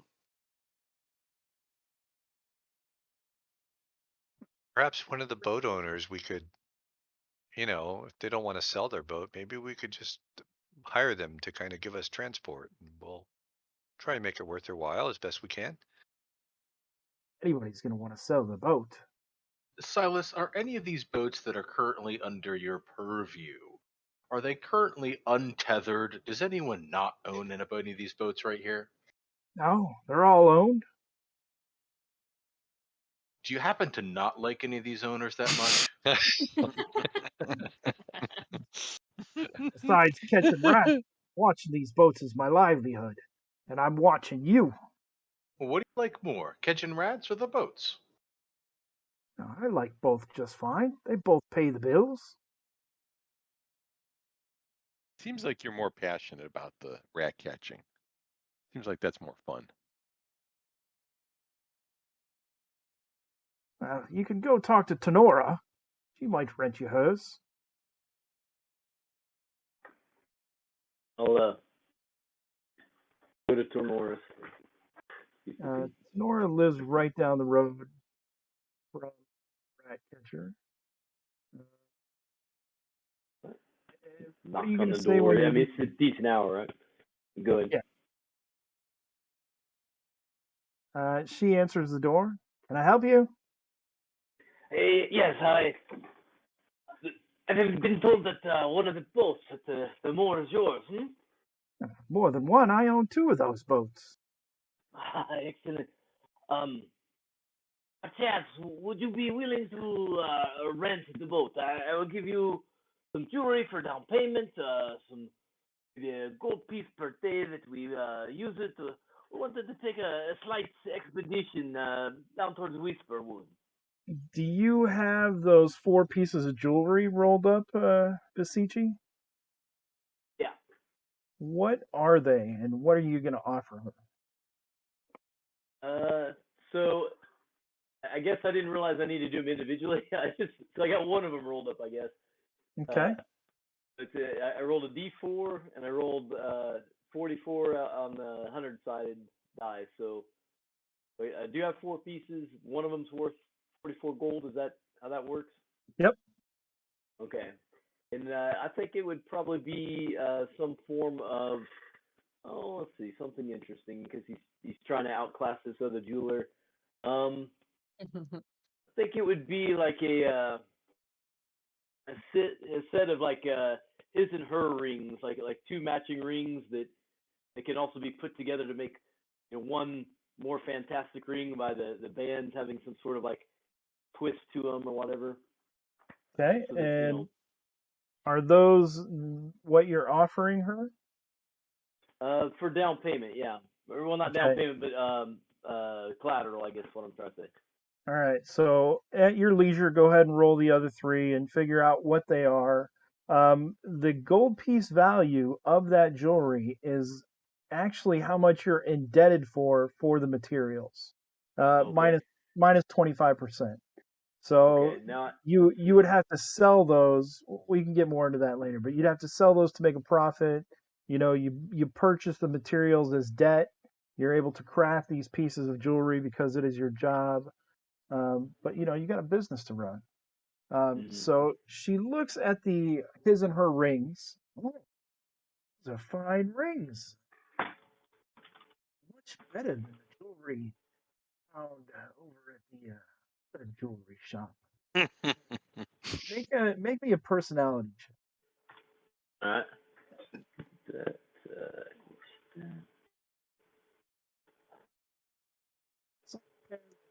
Legal creations.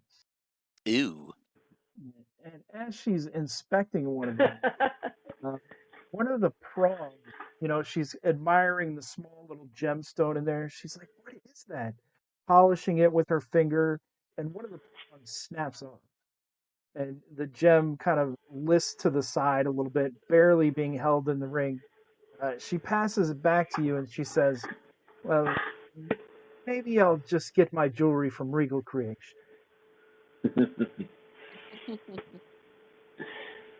Does anybody Well, want to step in, or you guys can feel free to talk anytime?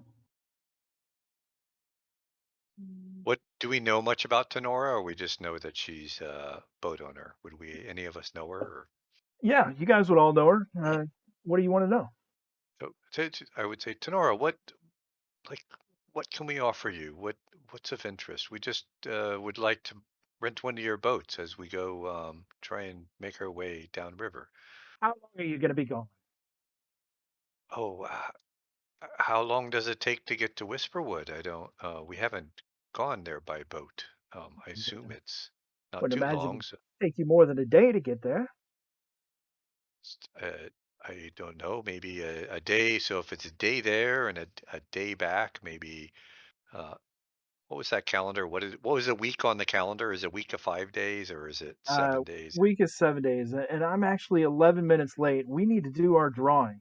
So last 60 seconds, we're giving away a copy of A Conspiracy of Ravens and this B card made by our wonderful Jessica McDevitt. Roll time. Get those emojis into chat. We are going to roll that in a few seconds here. So it's going to, as soon as we get done with this conversation, I'm going to roll for it. Sorry I'm late on that, you guys. So it's going to take a day to get there, a day to get back, just under a day, maybe 6, 7, 8 hours of travel. Not long at all. So you'd say like You could also maybe drive us. a week or less than a week, or yeah, if you want to paddle us Drop us there. off. A week? Oh. You want me to be without a boat for a week, not catch fish, which is my livelihood, not feed the town who depends on the fish to eat for a week? Don't you have two boats? I do, but you see how many people are in town? You think they can eat off just the meager catch from one boat? Uh, so are you fishing from both boats at once? Of course. Well, I'm not fishing from them. I commission them out. Tenora, did you know Rita and Dur? Of course I know Rita and Dur. Don't be daft. Well, do you know Rita's gone? Like we're trying to find out what happened. Like, yes, a week is a long time, but people's lives may be at stake here. Like, It's true, Tenora. As the beadle of Falun, we're investigating directly. There are people in Whisperwood whose lives are in danger right now. She considers this. She says, I did hear from Shannon up at the well. She told me you were involved with Rita. Very interesting. Maybe a scorned lover, perhaps? But anyway, she did tell me they disappeared. Very strange. Apparently, all the gossip in Fallon comes from Shannon. All right. Have to remember who the gossip person is in town. But go ahead and give me a personality roll. And Chris, do you have a personality bonus for any of your PCs or your beetle? The beetle. Oracle's gonna pull you aside, Barclay, and says, hey, look, I got something to help with the ladies. And he pulls out some perfume and he says, look, I think this will help. With Rita? This will help with Rita? But I don't know where she is. Oh, Well, no, with you're. with Tamora, like with Oh, getting the boat. okay. Sorry. A little confused there on my part. Oh, but look at I that. mean, I I've rolled got a extra. You can 20. have some for later for Rita too.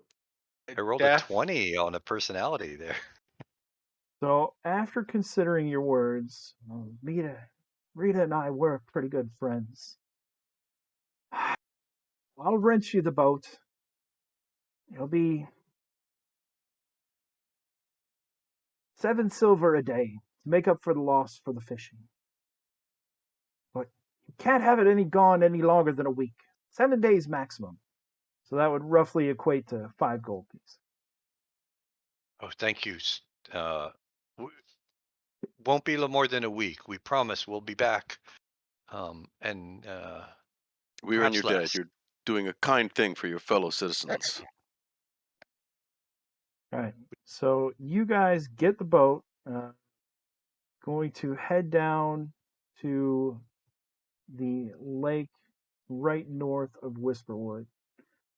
It's a pretty leisurely travel. Once you get to the lake, it's a little bit more rowing. The river really kind of carries you right into the lake. A little bit of maneuvering. Do we have anyone with rowing, boating experience in the party? We've got an elven navigator. That'll definitely Yeah, that'll work. work. Give me a agility roll, Elven Navigator. Okay.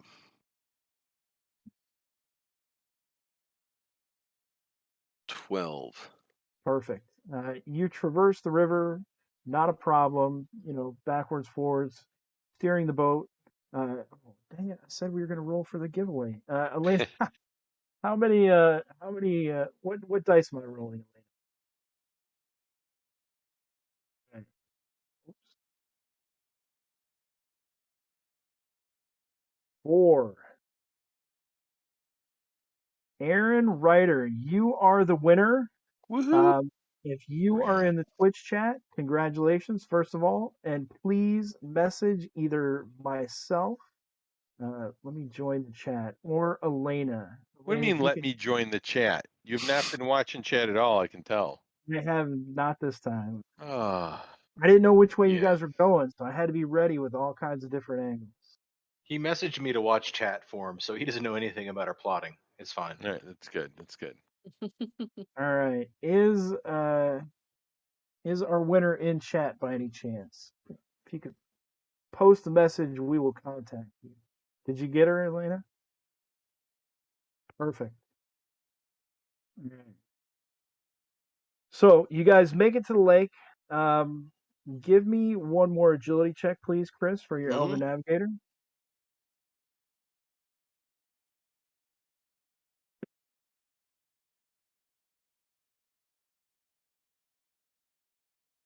10. 10 is enough, and you are correct, Mark. I did not have any waterways queued up. So that's what happens when you got an open sandbox. They go in directions that you don't expect. So you guys get through the lake, no problem. You're headed down kind of a narrow, lazy little kind of river, and you're coming up to a bridge, which you assume is the bridge on the trail to Whisperwood. It's probably about 4 o'clock, late afternoon. Do you guys want to park the boat? We Keep going Did we with it? catch any fish on the way? Give me a luck check. Give me a luck check. Mhm. See what kind of fish you catch. Wow, wow. No luck for Oracly. Oracly does not catch any fish. Where's all my other luck checks out there? Oh, we all get to try? What's the Ham's all point? gonna get to go for try. it. Yeah, I'll Tons go of fishing fishing for time fish. on the way. Barclay Barclay does would not be catch like, any I don't. fish. Which side of the 10-foot pole do we use when we're fishing? I'm not quite sure. I think we have It's it upside down. it's hard to I catch wrote them the when you're wrong one there. moving. We're Instructions doing some unclear. trolling. Trolling, is that the right word? Trailing? No, I can't think remember. it's trolling. It's trolling, right? Yeah. When Yeah. you're slowly moving as you fish. Yeah. Yeah. Hey, So Vasici. Oh no, wait. Ham catches a small catfish, probably about 8 inches. Vasici, however, catches a very large carp, probably about a good this big. Probably about a good 18-inch carp. Maybe weighs about 15, 20 pounds. Very nice fish. Shiny, kind of silvery scales. But those two are the only ones that catch anything. Damn. We'll eat well tonight, friends. Barclay would suggest, before we get to the bridge, maybe we should find a place away from the path to maybe hide the boat. So I don't think she's going to be happy if we come back without the boat. So Yeah, so get some Boatlets and Fallon. reeds and brushes and things to hide it with. Are you guys getting off the trail at the bridge? Or are you stopping before it or after it? I think think it'd be stop- wise for us to go to one of the two lakes and not along the little joining river there. Yeah, Surely find a there's more spot. like inlets and stuff we can get the boat into where it's not visible on a quick scan. Yeah. Somewhere low that we can pull it out of the water. Yeah, in the first lake or the second? First? Yeah, let's stop at the first one if we can find a I place. think if we start to see the bridge up ahead, be like, oh, let's duck over there and find a little offshoot. Not a problem. Easily done. You guys can pull up onto a bank. The bridge is just a few hundred yards into the distance. Give me a luck check. Let's see. Let's go with Josh. No, why? I have 2 points of luck. See if you're lucky. Okay, I pressed the luck check. Oh, look. A 7. So Dismal failure. you've got the boat pretty well secured. Just as you're kind of, packing off some brush coverage to place over it, you slip at the edge of the bank, a slick spot of mud, sinking, getting a little groin pull as your legs do a split, and half your left body is just soaked as you kind of splash into the edge of the river. Well, I needed a bath anyways. Unlucky things happen when you're got that left. When you have no luck. And where are we headed now? On Whisperwood? I'd say so. Just kind of Find our way bushwhacking, to or the. what's the land like here? Is it kind of like a grasslandy area, or there's forest somewhere there? Hills? It is very much a foresty area. Let's move you guys over to a different map. Be on your guards, friends. I happen to know there are some extremely disreputable characters who make their home in Whisperwood.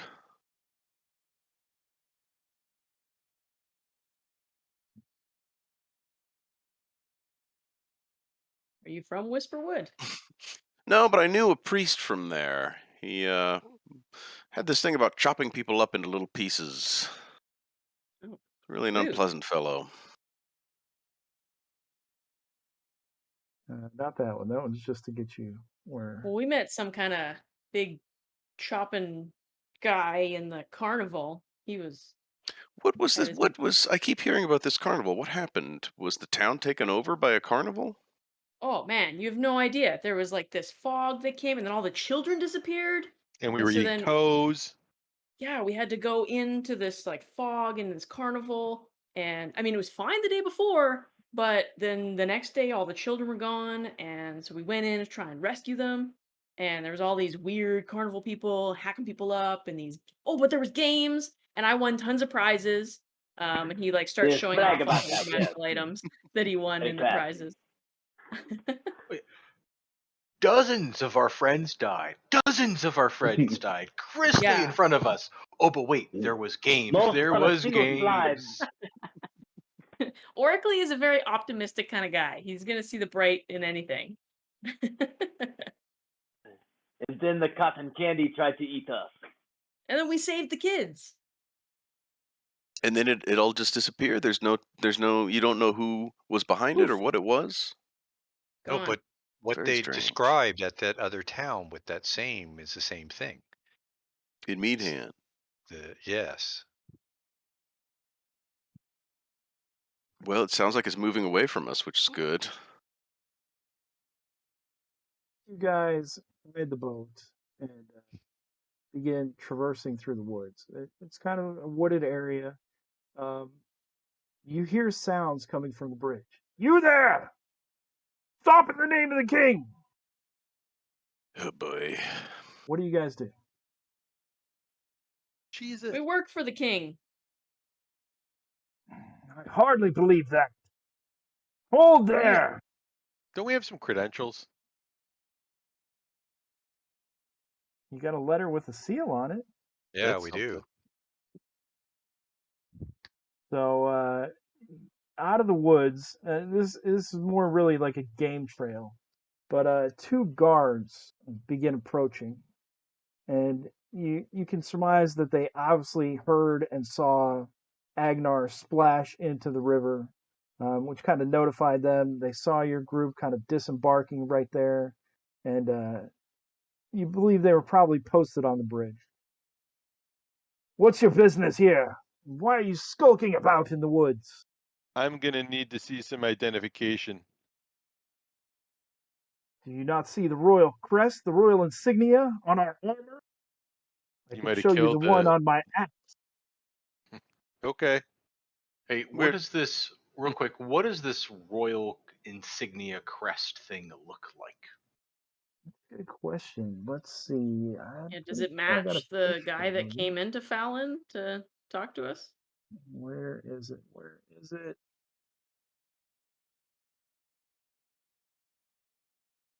I know I had a handout for you guys. I showed you the royal crest that was on the emissary, right? I don't believe so. Really? I thought we saw it, or at least Always. described, maybe. Yeah, I thought there was something that you described being a crest. Yeah. I don't see it in the handouts, but I know I have it. So as you guys answer, let me see if I can find that handout. Anyway, Never what's mind your all that. business here? We're simply travelers on the road to Whisperwood. Is this not a public road? It is the same crest. I will tell you that you've already seen before on the emissary, and I will get a handout ready to show you. Of course, I it's think a we could. public road, but events that have been going on lately, the king has increased the guard on the road. What We're seeing events? Exactly, right? people sulk off into the brush, trying to obviously stay hidden. Why Hey, is your look, boat hidden? whoa! We're like official adventurers. We work. We know. What was his name? Duck? No, Muck. No, Ruck. Err. The magistrate. Keep trying. Have you not heard what happened with Fallon? I mean, we were there. We helped We're save the the heroes children. of Fallon. Of course, we've heard what happens in Fallon. Why do you think we're guarding the bridge? Well, there's more trouble aground, and we were hiding the boat because we don't want our boat to get stolen. It's like just in the bushes. It's excellent that you stopped by, as a matter of fact, because we need you to guard our boat while we're in Whisperwood. What's your business in Whisperwood? Here is the We're on a mission from the king. There is the king's family crest, King Sattler, and that is the similar imagery that was on the emissary, and it is also on their personage. Is it named after Tim Satley? Oh, no, wouldn't that What? be something? Yeah, Tim would like that. You can tell him it is. Yeah, you should. What's your The, business in Whisperwood? Our business is of a quiet nature, and telling you may not be advantageous for the king. You must trust this. We're the heroes that stopped the carnival there, and we wish that we may stop such evil from happening to you, but we must travel in secrecy, yeah. Lest those that we defeated back home find that we are advancing here and come to your town to meet us forth. He looks at your band. He looks at kind of Martine, Ulrich, Q, and Ham who are up front, and he says, "You're going to protect us." Did you hear that? Did you hear that, Edor? Listen, we know that these sorts of guard postings are difficult and hazardous. Perhaps if we made a small donation in coppers to the king that you could keep safe for us, and I hand out about, just say 20 coppers in a little handful, would that be sufficient for you to allow us to go on our way? He does not even extend his hand for the campers. He says, "Well, Oops. the king only accepts donations in gold, obviously. The taxes for a kingdom are much higher than copper allows." Well, I'm afraid I'm only 0 level. But one thing you guys need to do is update your tokens. I think Daphne just did that. Vasici, you would probably be back at full health, I believe. How many days Definitely. did we rest? You rested 7 days. So you would have gained back at least I 7 can't to figure out how to 14 get rid of that days. yellow aura thing.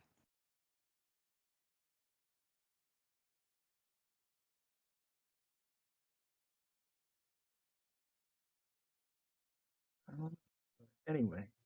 So the king's emissary gave us like a scroll, if I remember right. We'd be pulling that up and say, look, here it is. It's in paper. It's in papyrus. The emissary gave you a scroll. I don't remember that. Did he come and say or not? Maybe I'm remembering that wrong. He said, "Keep your eyes open. If you see anything else, let us know." I don't think he commissioned you guys or gave you any kind of authority besides keep an eye out at home, um, with probably some sarcasm mixed in there. But I need to know what you're doing here if you want to pass. Tell me your business, or you're going to be arrested. Who's going to Orkley would, arrest us? after a few All right. minutes, Orkley would say, Trunt, that was his name. The emissary. Yeah? Yes? I What think we're about going to. that little weasel? Who are we talking to? You're talking Who? to 2 guards. No, like I'm saying to them, like, what are your names? We're asking the questions here, and they're beginning to kind of move around. These are well-equipped, well-armored, well-armed warriors. I think we have to take them. Front won't be happy about this. Front is a weasel who only walks around with a group of guards. He is an emissary for the king, but what about him? The You carry king? no paperwork, you carry no sigils, you carry no crest, you carry no identification of King Sattler. Is that against the law? It's not against the law, but it is against the law not to answer my questions. I simply asked what you're doing here, and you refuse to answer. And you're We hiding your boats? we believe that there are citizens of Whisperwood who are in imminent danger from the sorts of things that your king is trying to defend against. We've come from Falun, hopefully to get ahead of the evil that is coming to this town. And he says, show them the darn note. Just show them the note that we found on the bandits that makes us think that there's something going on here, and that's why we're here. What These are note? good. Show him the note. Let me see this Very note. well. We show him the note, I guess. Well, that's up to Barclay. Oh, right. Which note are we talking about? Are you talking about the list with names on it, or the note Yeah. for Rita? Yeah. The List of assassin names. shopping list. The assassin shopping list. That's what we Yeah. Oh, So we don't. Yeah. Do we? Oh, okay. yeah. So if they're gonna show that, like the list of names of somebody, I forget who of us has it, but I think one of us does. Cirrus has it. Yeah. Sure. So if they're doing that, I'm gonna Barclay's gonna kind of step off to the side, and as they're looking at it, I don't know if this works or not, but he's gonna try and cast without them seeing word of command on whichever of the two of the guards seems like the more in charge of things. These aren't the Uh, droids you're looking for. Yes, it's that these aren't the droids we're looking for. Word of command. you can't see any distinguishing rank that would denote one is higher ranked than the other. One looks a little bigger than the other one, the one on the right. But they both appear to be kind of harassing you the same amount. Um, give me a. You want to cast it without being seen. Yeah, so I imagine when they're showing it, he's kind of stepping off and trying to go like They while they're look at looking the at note. Serious, are you going to show them the note? Yeah. Got nothing right. to fear. I'm lawful. We're answering their darn question. So Yeah. you show them the note and you say, "Why would these people be in any danger? You could be coming here to kill them or kidnap them. You have the list in your possession." Do you know who they What? are? I don't. Don't know every person in the kingdom. Um, Barclay, where are you going to go to try to avoid being seen? You're just going to stay right there, or do you want to move? let me where they are. So yeah, who is showing the note? Are they coming up? Are they moving around or? That's a good question. Daphne, are you going to move up to meet the guard? Yep. Let me Okay. move myself up there. So I would kind of move out of the way and kind of let Daphne kind of. So if I could step out of the way, and as I'm kind of a little bit behind, if that rock of just trying to, as Daphne's showing it, I would say give me a luck check, but I know your luck is crap. So like it's terrible. give me an agility check. I don't want to do that to you. For Daphne? No, for Mark trying to be unseen, for Barclay trying to, not be noticed. All right, so Got a this is 7, what not so happened. great. Understood. Daphne, they take the note and they say, "Well, you're in possession of the note. You could mean these people harm. Why should we believe you?" Um, Because you asked us and we gave it to you freely. If we were after these people, we wouldn't be telling you this. Look at us.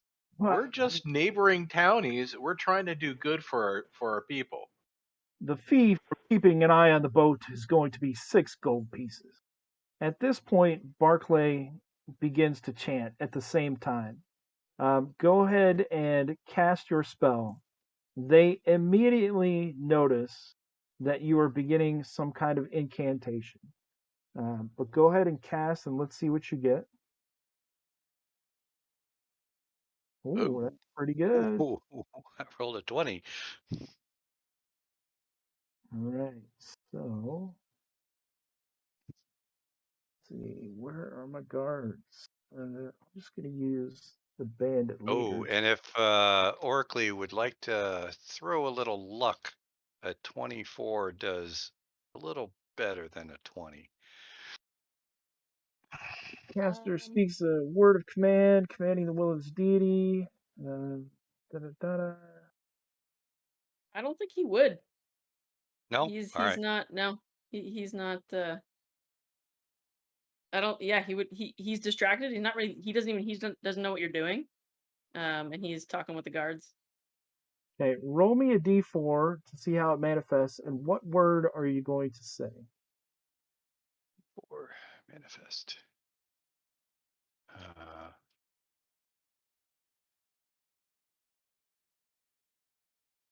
What? Oh no! Okay, Nice. player buffers with stat points. Is that a +1 to the spell roll? All right, so that makes it 21. I think they need one more point to get it up to a 22, right, Mark? Oh, it's a 24 to change the value. Oh, It's so either 20 or 24. So they're gonna unfortunately, need that doesn't. tell them you're gonna need Hey, 3 more buffs, Dad. 3 more buffs to bring it up three to. more to make it to 24, which is multiple targets. Oh, There we go. yeah. What? All right, so it is a 24. The word is gonna appear in the sky in fiery letters, and what word is it going to be? To be retreat. I'm telling Yeah. them to retreat back to where they There's a came. lot of player buffs happening. Might be more than a 24. Well, neither of them pass the will save. When you say the word retreat in fiery letters above both of their heads, everyone in the party sees it. And then it dissipates as if it was never there, leaving just a hint of heat above their heads. And they get kind of a look over their eyes. They had begun fingering their axes, and they leave and begin heading back toward the bridge. Ooh. Orkley has no idea what just happened. He's like, "Whoa, what? I, Did you guys see I that?" didn't I didn't mean for the fire stuff in the sky. I just wanted them to leave us alone. That is Well going to done, my last. How many rounds is that 24 going to last? Uh 1d6 plus caster levels.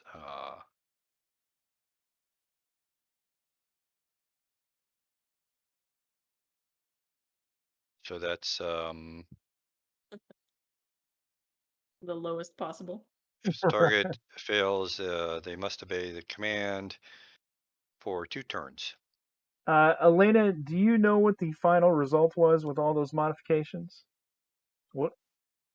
27. Does that make any difference, Mark? No, it doesn't. It's a 24 to 27 is the range. That's All all. right. That roll is locked. So no more additions can be used on that. Too bad, Chad, if you would have got it one more point higher, but next time. Anyway, we validated the 27. Thank you, chat, for that interaction. I love it, even though I don't.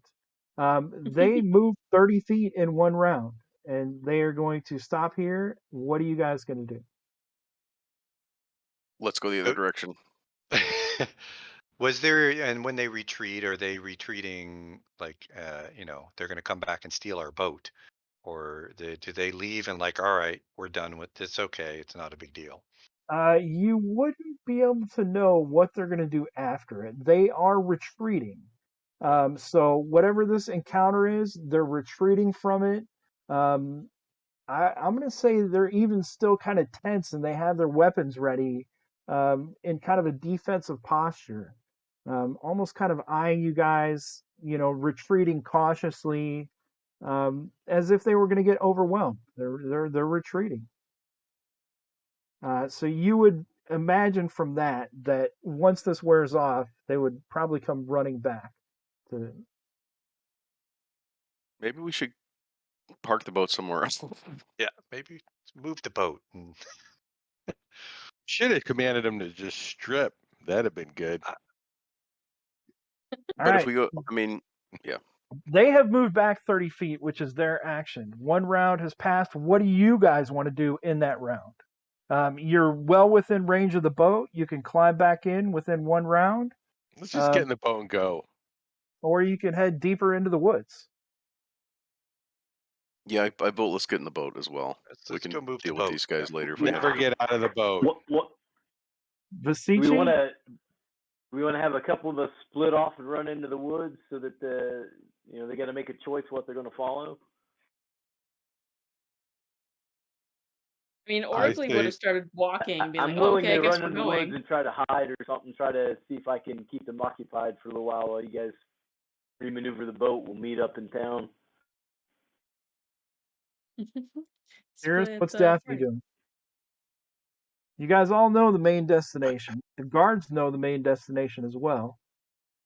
Thank So you for that information. They still have the note in their hand. I hope you guys have memorized those names. Wait, we didn't give him the We didn't note. give him the note, did we? Oh, No, we showed it to him. Sirius gave him the note, and he held it. I don't know. They feet. did say you're the one that has the note. You're holding the note. Didn't they say Oh, that multiple times? yeah. Let's get some. Sirius, what? did you give him the note or not? Give me a luck check. Oh, I fail. Come on. All A right. luck check. They've got the note. What they're going to do with it? They might just throw it on the ground, but So Barkley would go back and try and move the boat while you're doing the luck check there. If you Daphne's following the halfling. The halfling is the lucky charm of the party. Daphne is staying with the halfling. okay. Where is Orkley going? Back to the boat? Nope, he's walking towards the town. All right. So into the Orkley forest. and Daphne go south into the forest. I believe Vasici is going as well. Is that correct? Yes, I'll go with him. All right. Move your tokens just as far south. We'll let me draw a little boat over here. Here's your boat.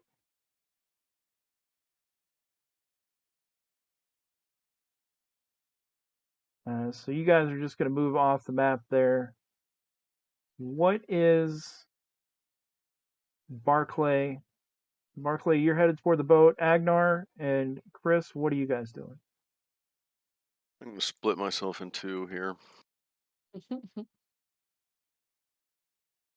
so there's our blue boat.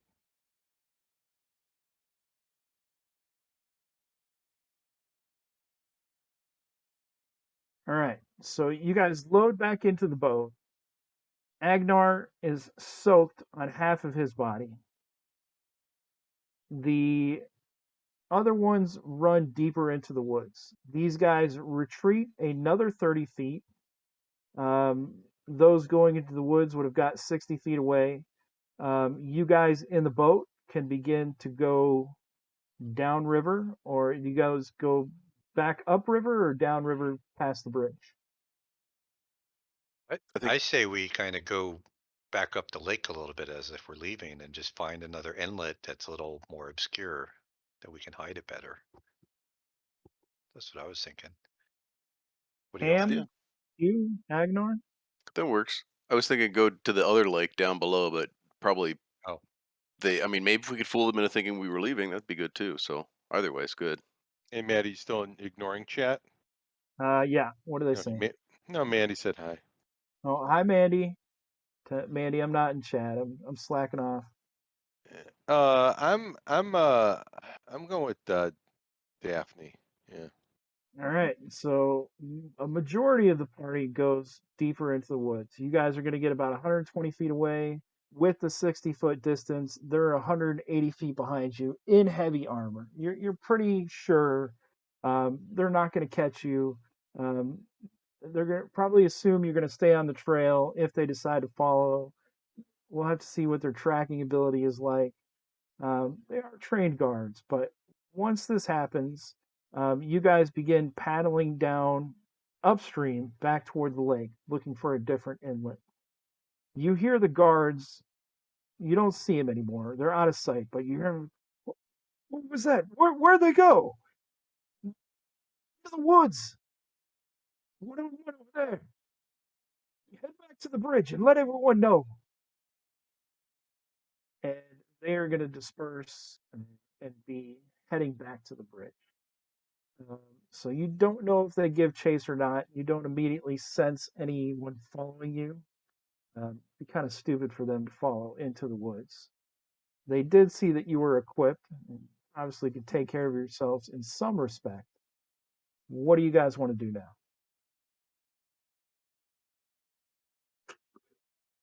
Barclay, you're able to find an inlet a little further down. Let me move us back to the world map. Don't look at that one.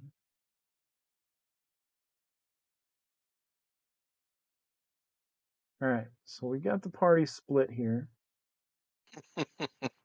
Took long enough. You guys eventually pretty. I mean, it's not too much of a distance to make it into Whisperwood. You guys heading back up the river, Barclay and Chris. How far do you guys want to go? You guys want to go up to where the river is? I will say you were probably right about where the lake was converging into another kind of stream. I think where you had it was really good there, right at the somewhere where we could get out of the water and make a direct route to Whisperwood in a pretty short distance. Right about there. Does that seem right? Yeah, Yeah. it looks good. It's so close you can almost smell the smoked sausages. So you guys travel through the woods. And how many PCs did you bring with you, Chris? 2. Let's kill some of Chris's PCs. All right, I'm ready. We only got 10 minutes. It'll be Somebody's quick. got to die this episode. They'll fall quick. So as you guys are going through the woods, A particularly ferocious looking chipmunk. Although you did bring the healer with you, so as long as you don't get one-shotted. You're kind of traveling fast. You know, there's a lot of you're being expeditious. You want to go quickly. You want to meet up with your friends. You want to make sure they're safe. And you stumble into a kind of rutting warg, or a rutting beast. It looks like it's got a huge humpback, some kind of cross between a wolf and a dog, with a very stubby face and short ears. And it's rutting in the bushes, looking like it's digging for some kind of meal or something. And Chris and Mark, let's roll initiative. I forget which 2 I had there. I have Ham and then Ham and Q. okay. Actually, let's everyone roll initiative so I can see what you guys are doing once you get into Whisperwood.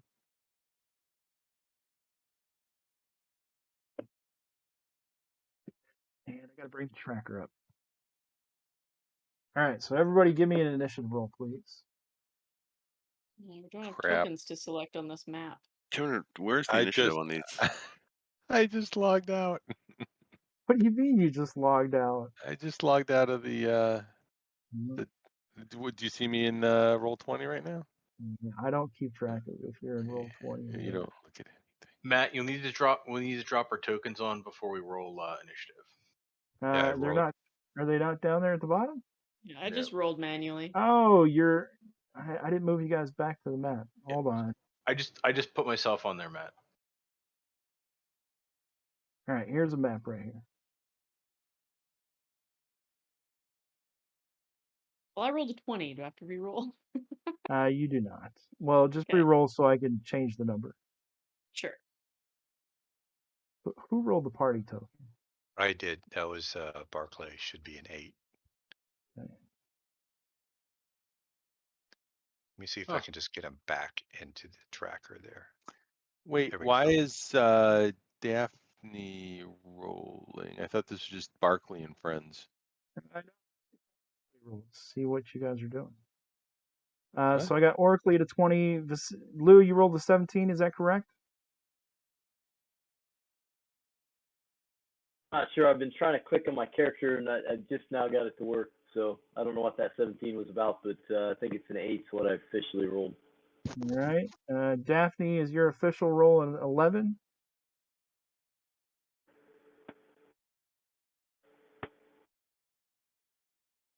Cirrus? Yeah, it is. And Agnar, you got a 9.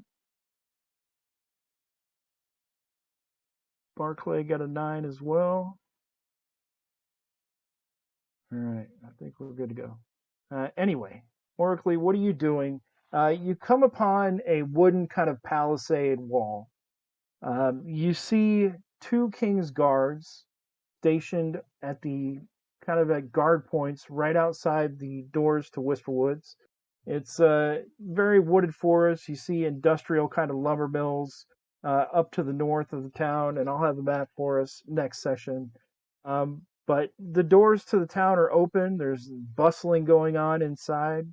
Any particular thing you would like to do? You just want to stroll right in?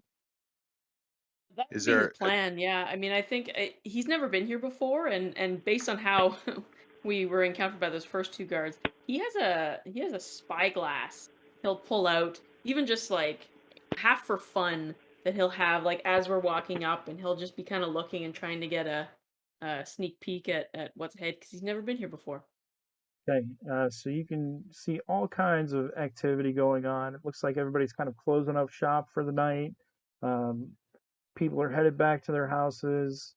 Torch lights and lamps are being lit. So you stop a good distance outside of Whisperwood. Agnar, what are you gonna do? Tavern. Tavern, understood. It looks like the warg is going to attempt to. You disturbed it while it was feeding, and it begins rushing toward Ham.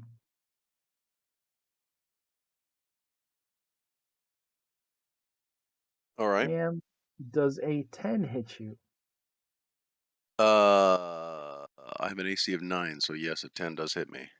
So the warg charges, knocks Ham to the ground, and immediately begins gouging and tearing into his flesh.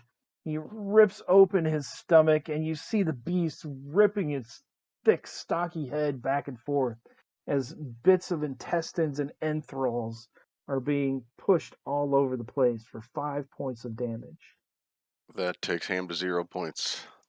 Good, good, good. We can't. The, Yeah. the the masses wanted a death.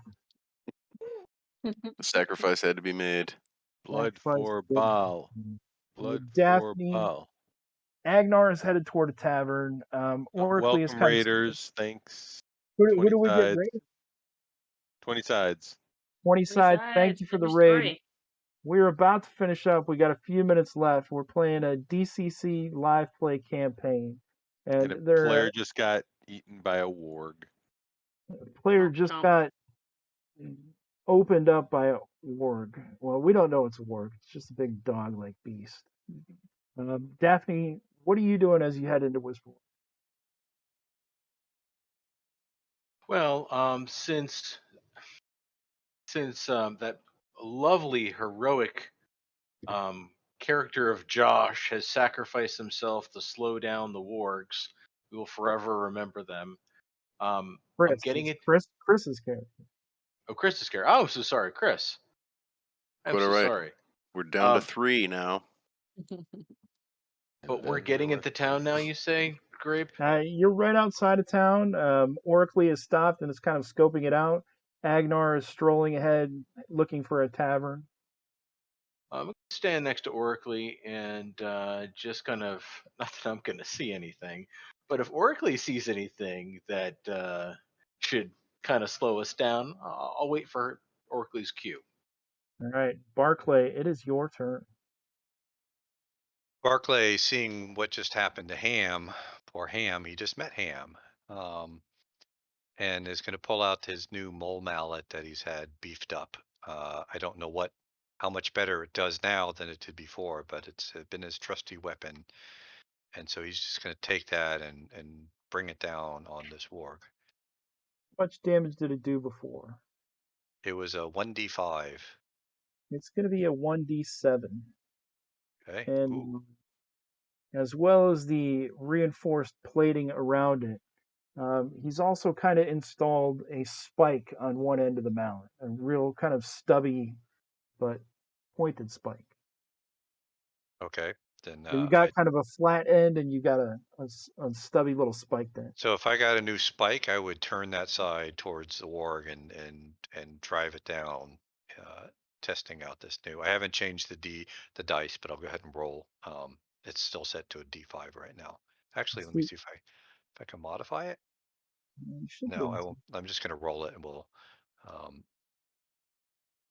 have to re-roll the damage. So. Okay, let's see what you got. Oh, but of course, I'm just not used to something's changed. Just the weight feels different. I rolled a 4 for it to It's a hit. little bit heavier than you remember, What's and that? you said it's a little bit heavier than you remember. So The but damage I has do changed. have Barclay does have a ring, and he's gonna invoke that ring, I guess, whatever you call it. That is the golden ring with a clover. Once per day, re-roll a die with +1. So I'm going to Let's Nice. see it. re-roll that attack with a +1. Man, really? Unbelievable. Really? Yeah. Nice. Just not meant to be.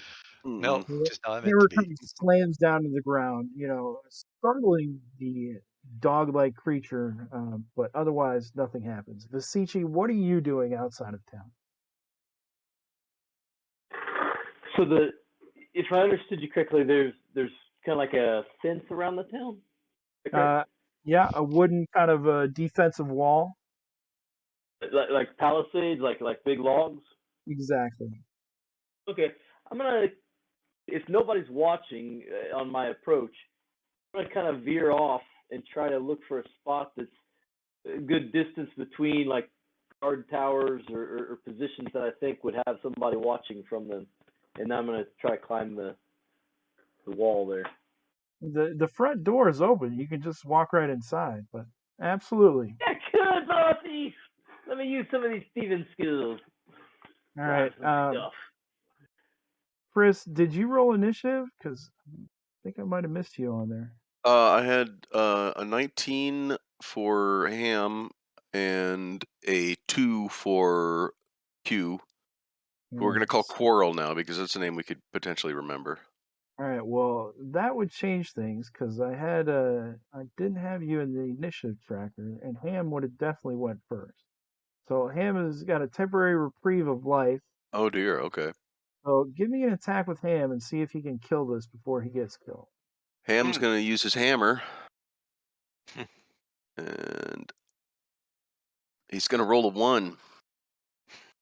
Oh, Roll for fumbled it. one. Don't He even look. Just remove him. Announce the initiative, Ham and he does not is dead. want to live. So as Ham, the thank you for hammer giving me a chance there. Yeah.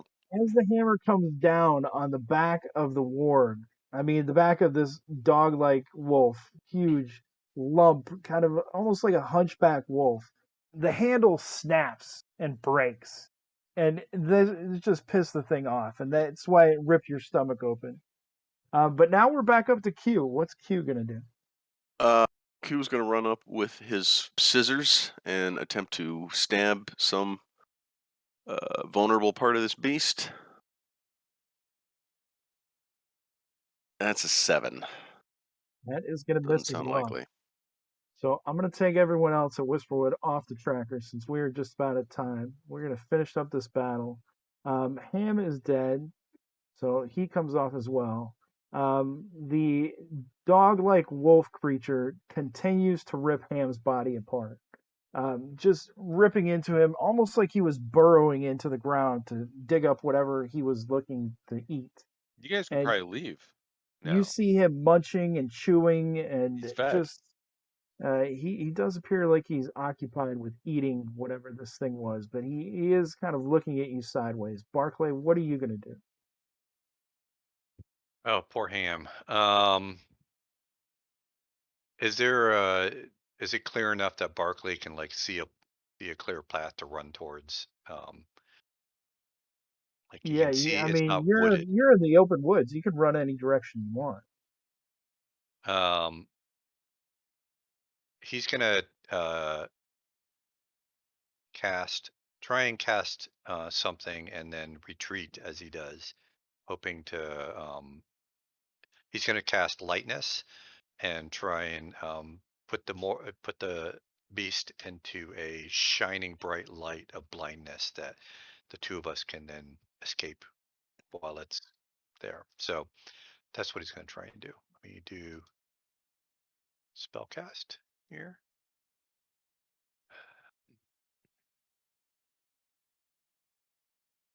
Chat wanted blood. We had to give them blood. That is a success. Blood was Right. shed. And that is a 13. Space immediately surrounding the cleric up to a 20-foot illuminates brightly as if blazing sun has been lit all around the caster. The light emits fixed and location, does not follow the cleric for 1 turn. So I'm like casting this and running away and yelling to Q, run! Okay. The bright light immediately shocks the dog-like creature, and you see it kind of twisting its head. Kind of, it doesn't want to be looking at this. It kind of intimidated by this bright flash, but it does have the sense and smell of blood crazed in its eyes, so it doesn't run away. Which way are you guys going to run? So run whichever direction you're going to take off. 30 feet. So can we see town, or at least have a sense of where town is from here? You know, town is south, so yeah. That's the direction That's the I'm gonna try direction. and run in. Yeah, I Yep. think so. All right, so Q, you're just gonna double move. You don't want to mess around with anything. No, as long as Barkley's still beside me, yeah, we're gonna keep going. All right, Q, give me a luck check as you're not putting it down to the south. No, I like this character. Yeah. 5 out of Nice. 15. All right, the warg, as we now know it to be, is the light stays there or goes with you? It at that it stays fixed in that location. Okay, you see the warg kind of shining its head a little bit. It snorts and kind of charges directly into the light where it thinks you are, passes through it, stampedes a little ways, turns around, charges through it again, and then you hear it just kind of munching on ham as it dissipates. But you have successfully gotten away. Everyone, I want to thank you for joining us tonight on the Reaver Express. It wasn't all action, but we did give you a little blood. We established a lot of lore and a lot of storyline, and we'll see what happens in 2 weeks, everyone. Thanks for joining us. Say goodbye, everybody. Not. Bye, everybody. Oh. Okay.